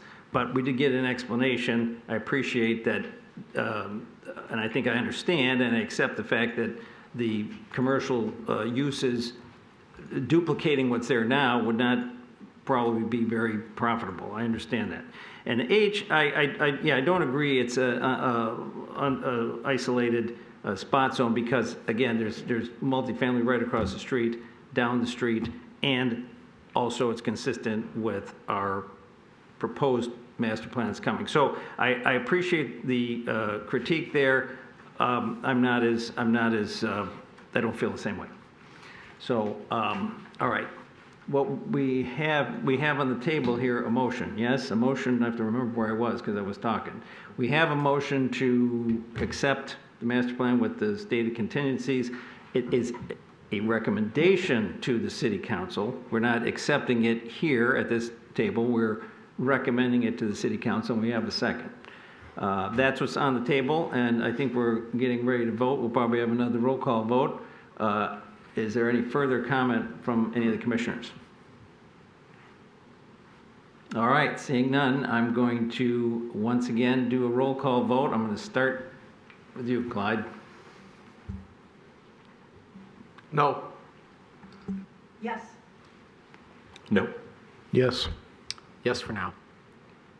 Yes or no? I said yes for now. Oh. Wait a minute, it's a yes or a no? But Yeah, it's a yes for now, Okay, but yes. I get a second bite at it because I'm on the commission. I see that. Okay, and I'm gonna vote yes. So the motion passes. So we're gonna recommend this project go to the city commission. That's what we're doing. All right? What's that? You're recommending approval. We're recommending approval, yes. So there we go. Congratulations, but you got another couple steps to go. You negated the entire street. Okay. Okay. All right. Happy you guys listen to us. Tax balance. All right. All right, next up, we have a site plan only, SP 24 10 12 723 East 11 Mile. Oh, do we need to take a break? Yep. Okay. Well, I'll tell you what, we can take a short recess here. Just nobody go anywhere. We're just we got to have our senior members back here. I was going to get some water, but I'm not sure I will after that. Oh. Veterans. I'm senior. I'm your guys' age. I'm not. Yeah, I'm senior.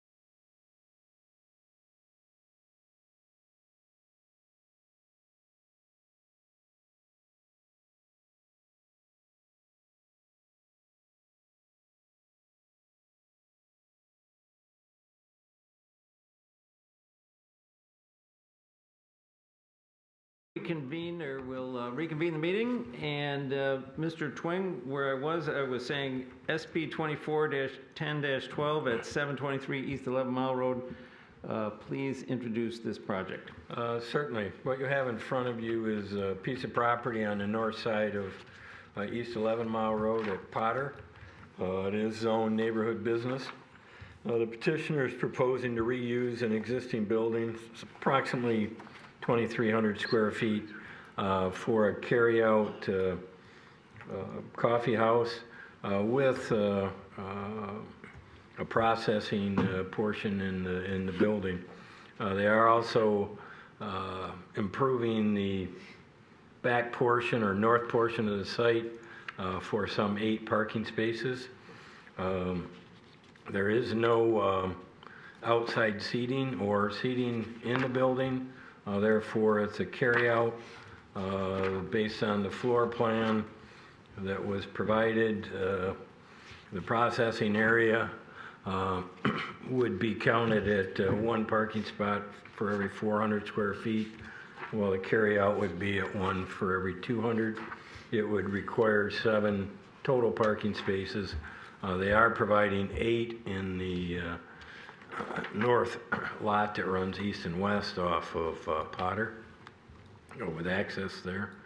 As I said, there is no outside seating indicated or planned, and that was an item that we pointed out as condition number 1, primarily because if there was, it would require a special land use and a special land use approval, and based on the business plan, that's not occurring.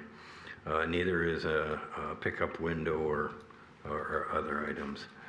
In terms of the second item, the Planning Commission has discretion on the proposed landscaping, and if the proposal is acceptable to the Planning Commission, you can approve it as submitted. In terms of item 3, improvements to the right-of-way per the city engineering standards, which would include but not limited to the closing of 2 driveways off of Potter and 1 off of East 11 Mile Road, and restoration of the right-of-way. The other contingencies listed in the staff report are standard contingencies regarding requirements for lighting, signage, and posting performance bonds as necessary with permits. If there's questions, I'll attempt to address them. Thank you, Chair. Mr. Twing, how is coffee roasting not an industrial use?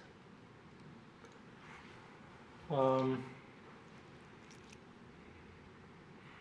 roasting? We, Coffee I grinding? guess that we treated it as an accessory use to the primary use of the sale of coffee, in the sense very similar that we did Crispelli's, in that they have a full-fledged bakery in the back and processing of that, and a sales shop up front. So we were simply being consistent with how we've treated prior establishments. Has there, and I'll be interested in hearing the petitioner's response to this. I mean, what's the nature of I mean, I know what a bakery smells like. I don't know what coffee roasting smells like. I mean, you've got residences close by, you've got businesses close by, and I would like to be reassured that that's not going to be an issue. Similar like to a barbecue? You know, vegans might object. All right, well, very good. We'll have to raise that with the petitioner. All right. Any other questions from Mr. Twing before we call the petitioner up? All right, hearing none, I would like the petitioner to come up, introduce yourselves, and tell us why you're entitled to the relief that you're seeking here. Good evening. My name is Blake Hatterman with B. Hatterman Architecture. First, I'd like to say thank you for your time.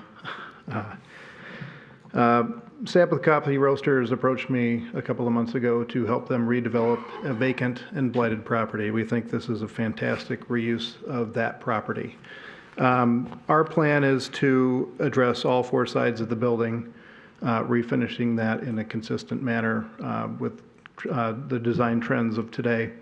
By refinishing the existing masonry, we're going to eliminate some of the overhead door openings. We're going to reglaze all of the openings with energy efficient glazing. We're going to also replace all of the systems, the electrical and mechanical systems in the building. So we're starting essentially with a shell and introducing our new use into that building. We are aware of the special land use. I'd like to reiterate that there will be no takeout window and there will be no exterior seating at this time. In a minute, I will talk about some of our site developments that I would like consideration on in lieu of that happening sometime in the future. So we're planning on refinishing the exterior, reglazing new systems, and redeveloping the parking area in the rear. The way that we read the ordinance is that the handicap parking should be in addition to the required parking.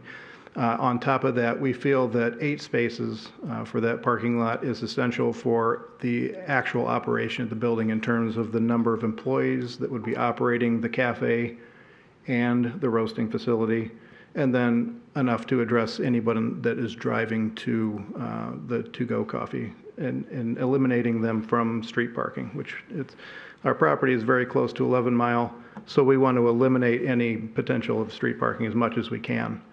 We do think that a lot of our traffic is going to be people walking their dogs, riding their bikes, so there will probably be provisions in the future for a bike rack, areas to congregate in front as people are coming in and out with their dogs and so forth.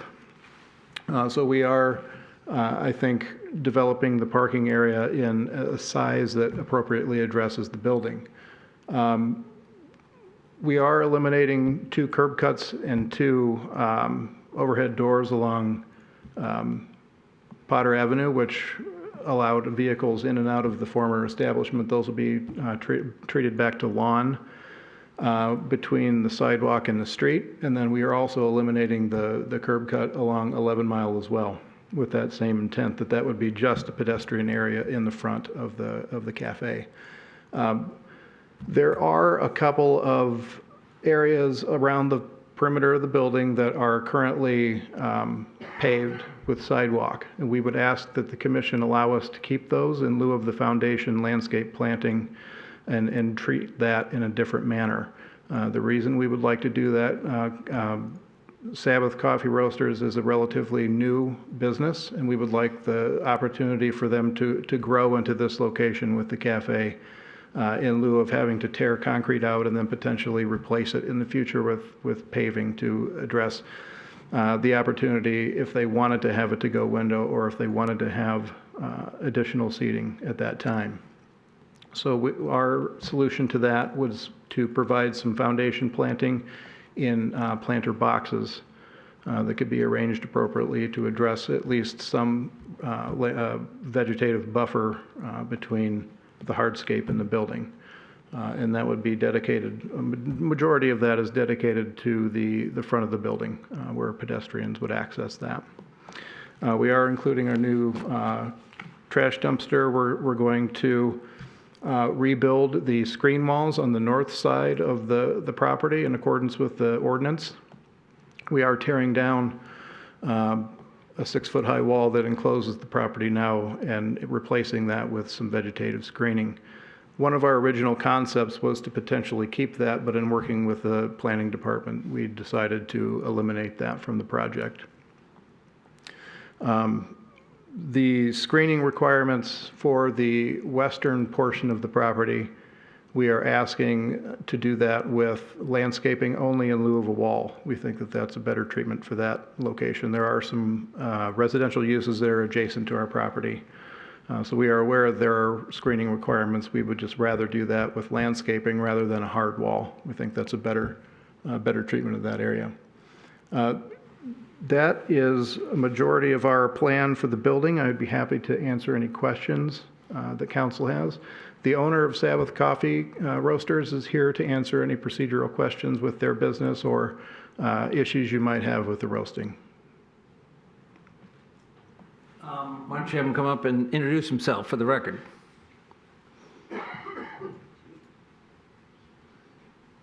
Hi, my name is Trevor Graham, owner of Sabbath Coffee Roasters. Thank you for your time. I've heard some concerns about the roasting operation. Also, our neighbor here is to address that as well. I want to assure you, we have purchased a roaster specifically for this space that is basically the top of the line in technology of coffee roasting. It is highly efficient, and as far as the market and build quality goes, you cannot find a more environmentally friendly roaster on the market. We have taken the time and diligence to find a roaster that also includes a built-in afterburner. So direct smoke going out is minimized and odor is burned going out before the vent. So we should have very little odor coming from our roasting facility. What coffee roasting smells like? It smells like caramel in a pan right before it gets too brown. It's a little sweet, but also has a little bitterness. We are currently roasting in our facility in downtown Clawson. We roast there 5 days a week. We have people come in and out throughout the day. The smoke goes right into the alley. People comment all throughout the day how lovely it smells and how sweet it is. We've never had a single complaint in downtown Clawson for that smell. The roaster that we're using in that facility right now is archaic in terms of the one that we have purchased. We really do believe that we have thought through, we know right behind us are homes, and we want those people to be patronages, visiting our spot. We don't want to be a nuisance to anyone. We view ourselves as a community hub, and that's what we want to do, is work with the community. So. All right, I have a quick question. Sure. We just talked previously about too much parking. I'm a little surprised. How many employees would you have here? Yeah. So right now we operate in our actual production facility. 2 people operate our production. We have a roaster, and then we have a bagging fulfiller. So we 2 parking spots right now. And that's what we're operating out of our 700 square foot facility in Clawson. The roaster that we just purchased actually is going to be able to increase our batch sizes, so production times will be going down.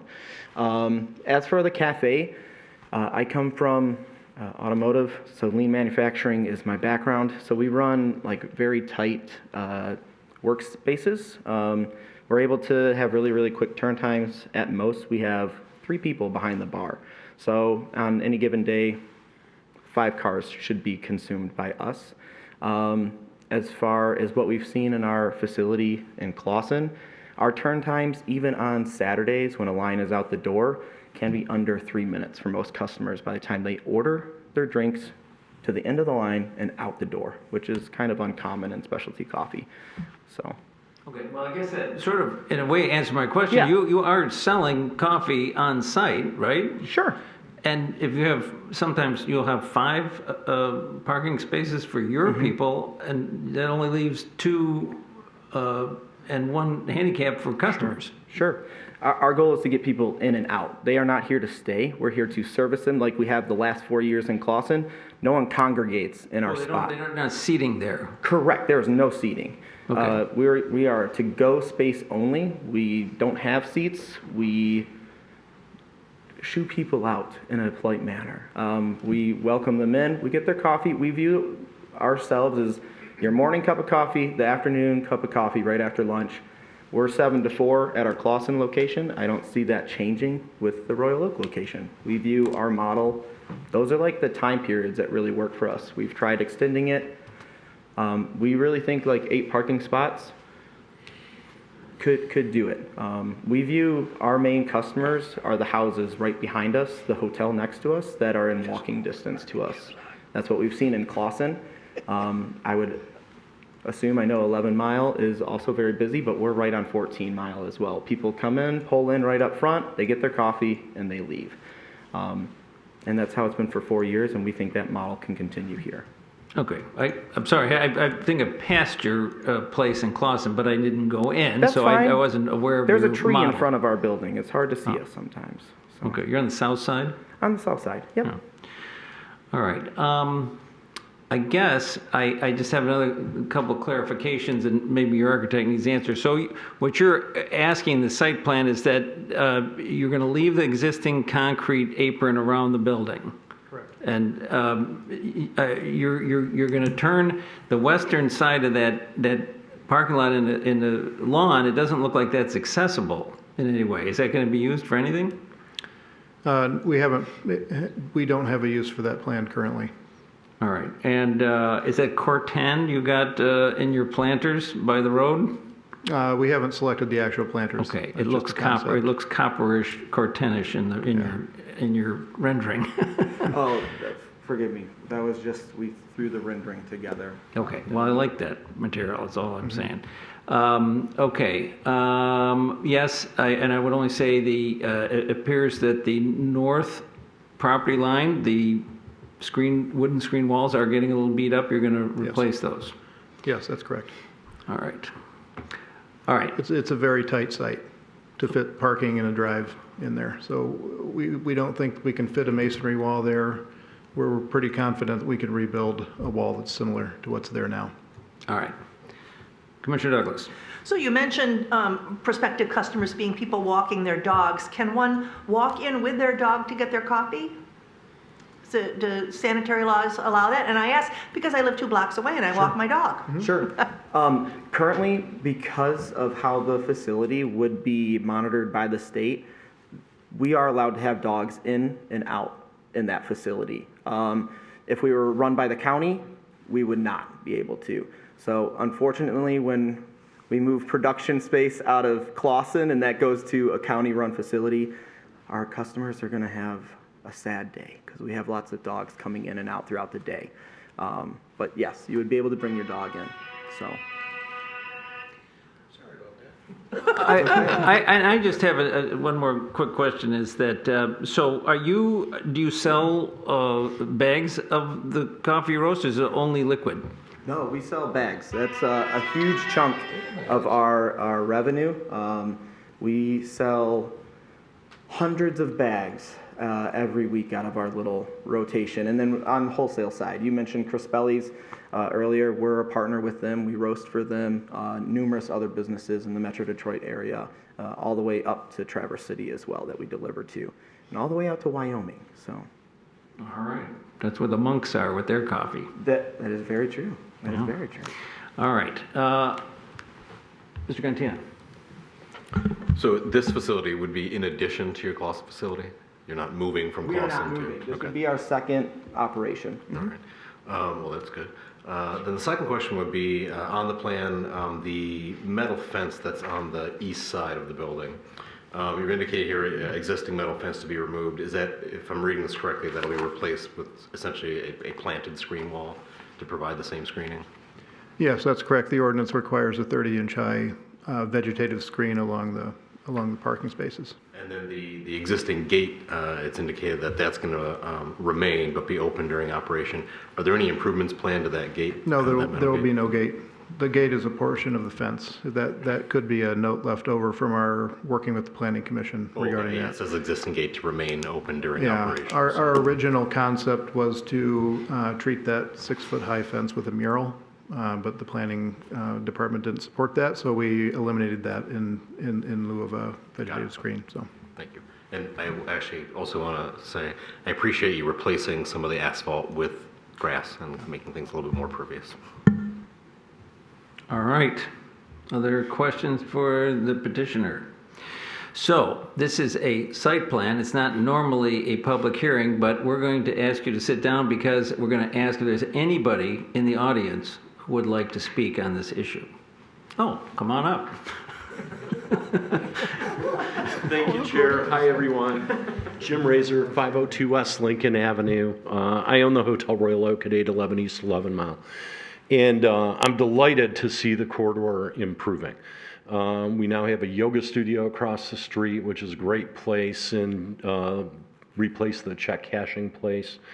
This building has been blighted. It's been awful. I'm glad that it's an adaptive reuse. People love coffee. It's more of a retail thing. I'm surprised they're not asking for, umbrellas and seats outside, which would be nice. And, it's a thing to move the corridor forward to being a real first street in Royal Oak. Thank you. So, and just as an aside, thank you. I really enjoyed when Jim Ellison was the mayor 95% of the time, and I really enjoyed working with Mayor Fournier when he was Commissioner Fournier. My only issue with it, I love the aesthetic, I love everything about it, except I have a real problem with the coffee roasting, and so I did a little bit of research, and there's articles that are pretty popular with residents complaining about coffee roasting. Evidently, it doesn't smell like, coffee. When I originally saw the plan, I was like, wow, this is cool. The whole neighborhood would smell like coffee, but it's more like a kind of burnt, acidic place. Like there's news articles of people complaining that it smells like burnt wiring. And so this looks like a very small coffee sales place with a very, larger square footage production facility, and I think that's great. They say they have great technology, but I don't know what the technology is. So at Hotel Royal Oak, you might be familiar with the fact that we took a very dilapidated old motor lodge that had a ridiculous amount of police calls. And we took that old motor lodge and we converted it to a boutique hotel where we see 15 to 20,000 people a year. People want to have a great boutique hotel experience. They want to enjoy everything. And people are very interested in everything smelling great. So with this building to the west of us, I'm a little apprehensive that I'm going to have guests complaining of a burning smell, burning wiring smell. And although I believe the petitioner, I don't see anything in the package that you got that says, okay, this is the machines that we are using. This is the roaster. Here's the emissions coming out of the chimney.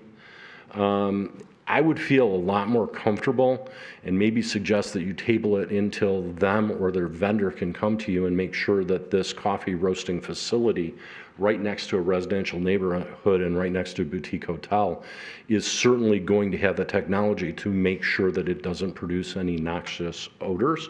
Because once they're there and then we start complaining, it becomes an enforcement problem.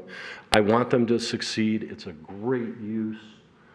Thank you for bringing it here, but I'm very wary of it. And again, after I started doing some research, it doesn't smell, beautiful. It's not like roasting coffee.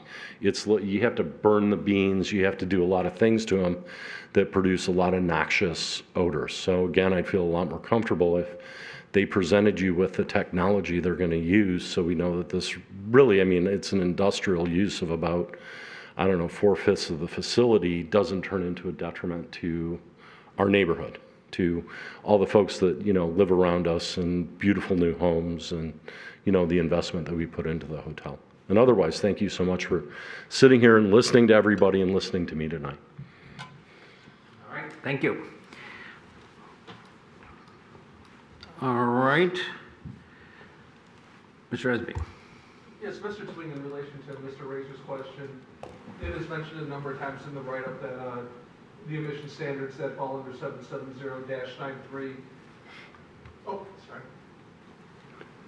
That the emission standards under 770-93 are being met. Can you address that in any greater detail in terms of the protection of that sort of thing from the neighborhood and adjacent areas? I guess it's in my opinion, a subjective standard in the sense of any operation that potentially creates an odor or emission. You have to determine whether there is an actual odor, number one, or whether there's emissions coming out. And that's true of a variety of types of uses under the ordinance. It doesn't just apply to this particular operation. I mean, it would apply to Motor City Gas while they're distilling liquor. It would apply to all kinds of operations. Is it an obnoxious odor or is it an emission? The simple fact you have an odor isn't an issue. Kentucky Fried Chicken has an odor, so. Right. Thank you. Mr. Mayor. Yeah, and I think that odor is one thing, but when you look at VOCs, you know what I mean? That's a different type of pollutant. And so when we have our standards, does it address just noxious odor or does it address potentially harmful VOCs and things of that nature? Right. Yeah. Well, okay, I'm going to just say what we have in front of us is we had a petitioner come up and state that they're using a state-of-the-art machine. I don't know what that means, but that's what we're told.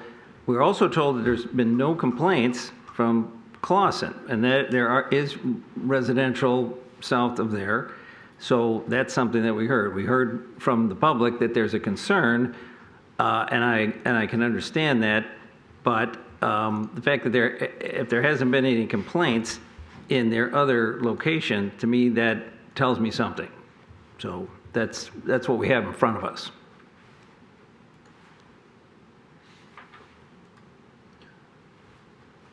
Yeah, I think it's really cool. I live in that neighborhood, and I'd love to see, for years, when I was going to work more often, less hybrid work and more full-time work, there was really no place to get coffee, even to stop, like in our area. You could go down to 696. I mean, you'd have to drive up to, in-town park or whatever. So in the 11-mile corridor, which is bouncing back, coming back, we're seeing a ton of investment in that area. It's a really good corridor that's going to continue to drive value for the neighborhood in many ways. But for me, like, you get one bite at the apple, right? And I've been looking at different communities, even though Clausen seems to be fine, having a little bit of validation or verification that the emissions, are going to be managed with the equipment and getting some sort of verification from the vendor that you plan to choose and use, I think would be helpful for me. I think everything else is awesome about this project, but if you get this wrong, it's a big deal. It's not necessarily getting used to the smell of baked bread or Kentucky Fried. It's a little bit different in terms of the types of emissions that come out. And I presume, and I know it's highly likely that the petitioner is doing that already, managing that, and plans to manage it here. But I think for the sake of the neighbors and for, the sake of avoiding folly, it might make sense to get that verification from the manufacturer that, yep, this is what it does, and it abates not just the nuisance, but the other things that are associated with roasting. I have a question for the petitioner, if you don't mind. So your business hours are 7 to 4. Is that, you mean only the roasting would only take place between 7 a.m. and 4 p.m., or are you there later? Currently, we only roast actually right now, we don't start roasting until 9:30 in the morning. We are done by 4 p.m. With the new roaster, obviously we're going to have a second location. There should be a little increase in output, but also we're going to be decreasing output because we're moving to a larger machine as well. Speaking to the commission with regards to vendor specs, I can provide all of that information to you. The temperature of the stack going out is going to be 1500 degrees. That is basically almost 2.5 times the temperature of our current roaster exhaust going out. So eliminating smoke, the Loring is the manufacturing machine made here in the USA, will take care of the emission aspect that we're fearing. We can provide documentation from the manufacturer on all of that stuff for not only the emission output, but to show the 80% less gas that it burns and fuel efficiency as other roasters as well. So. All right, thank you. Any other questions for the petitioner as long as they're standing there? That is purchased already. Yeah, I just wanted to note that equipment is already purchased, so it's not something that we're investigating in terms of this model or that model. We know exactly what is going to go into that building. All right, thank you. All right, and no more questions for you at the moment.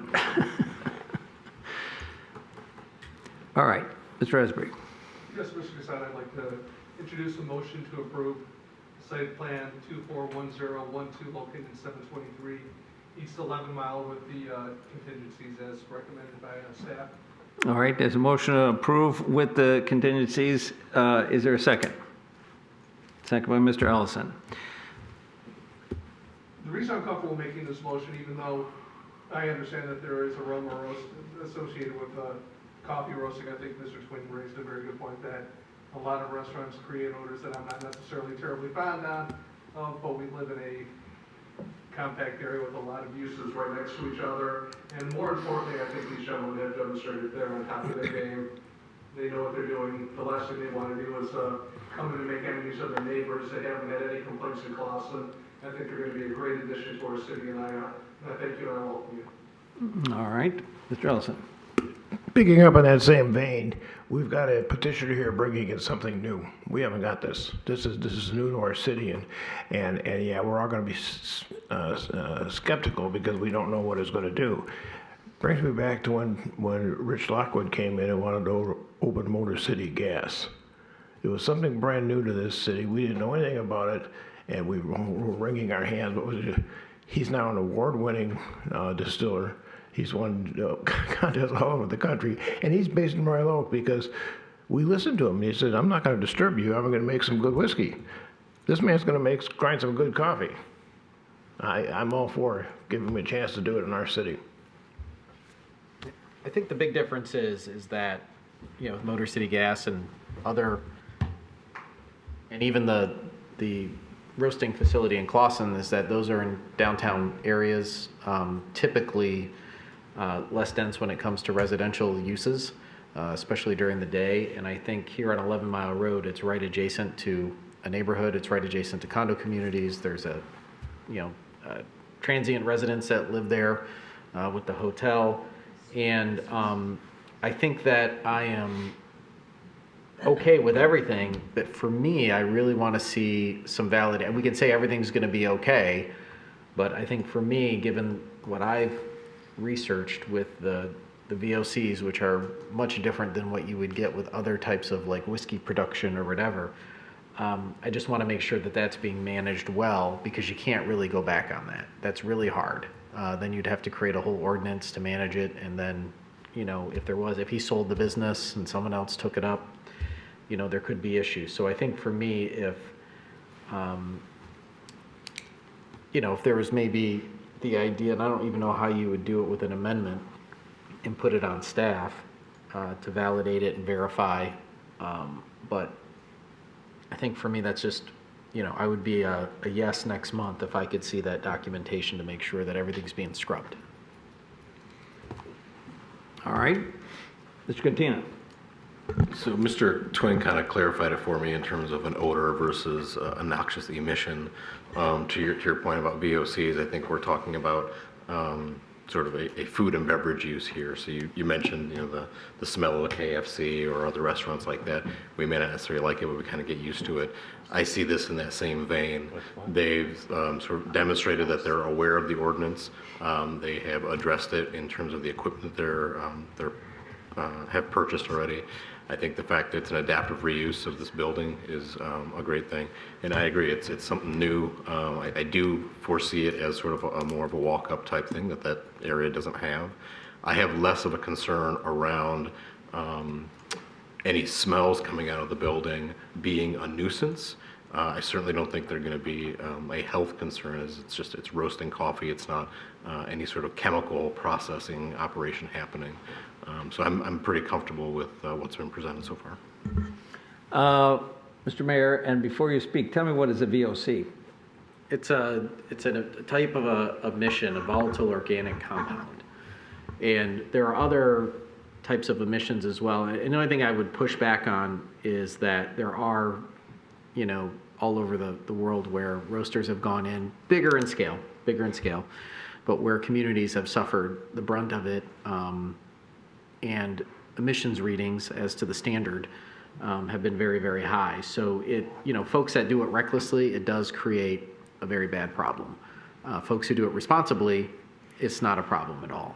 And so I guess for me, what I'm saying is that it's not the same as baking bread. It's not the same as making whiskey. It's not the same as Kentucky Fried. It's different, and by all evidentiary knowledge that we have right now, the petitioner is doing a good job in Clawson, and it's probably low risk. But for me, I'd kind of want to see what that plan is to manage it. And that's where I struggle, is to make sure that, given, even if it's a 1% or 5% risk of something going awry or not happening the way we think, the impact to the neighborhood is significant. So I would just like to see what that, emission remedy plan looks like with the equipment, which sounds like he has, but I'd like to see it somehow. All right. Are there other questions, comments? All right. I think we're ready for a vote unless somebody else has more questions. And I suppose we can do another roll call vote. The motion was to approve the site plan with the contingencies, and and I would just say before we vote, one of the things about the site plan is, and they're not listed here in the staff report this time, but the plan of operation is one of the things that we're supposed to look at. So we did address that. We talked about it. In fact, it's been mostly about the plan of operation. Sometimes we don't get that, but this time we did address that. And I admit that I didn't even know what a VOC was. So there is some uncertainty, but I also consider that if the roast is going to be between 9 and 4 during the middle of the day, probably there's turnover at the hotel. Check-in's probably 3 o'clock or something. So probably that's not going to be much of an issue with the hotel. It might be an issue in the neighborhood, depending on how the wind is blowing, if the smell is really bad. So I appreciate the concern, but I'm going to support the motion. So we will start down there with the roll call vote. Yes. Yes. Yes. Yes. Reluctantly, no. And I'm a yes. So congratulations. The motion passes. Now we approve this site plan. That's what we do. So they're approved. They're done. No city commission. Just go where you go. Congratulations. Looking forward to it. Thank you. All right. Next, what did I do with my agenda here? Other business, meeting schedule of religious holidays for 2025. Well, it's actually your meeting schedule for 2025 based on prior actions. The City Commission established a policy to evaluate potential conflicts with religious holidays. So staff's outlined potential conflicts in the memo. unless there's a holiday you want to avoid, the resolution at the bottom simply reaffirms your normal meeting date and time being the second Tuesday of each month at 7 o'clock. All right, we need a resolution. I'd like to adopt the motion as presented by staff. Okay, and second by Mr. Ellison, that we would adopt the resolution as stated to reaffirm the meeting dates. Is there further discussion of this? All right, seeing none, I'm going to call for the voice vote. All those in favor say aye. Aye. Any opposed? All right, very good. Next. Oh, there is no next. That's the end of the... Second. All right, all in favor? Aye. Aye. All right, we're adjourned. Thank you very much, everyone. Made the motion. Before you got a word in. It was very fast. Jim. Yeah. And then there were more than 1 second. It was like people were rushing to second.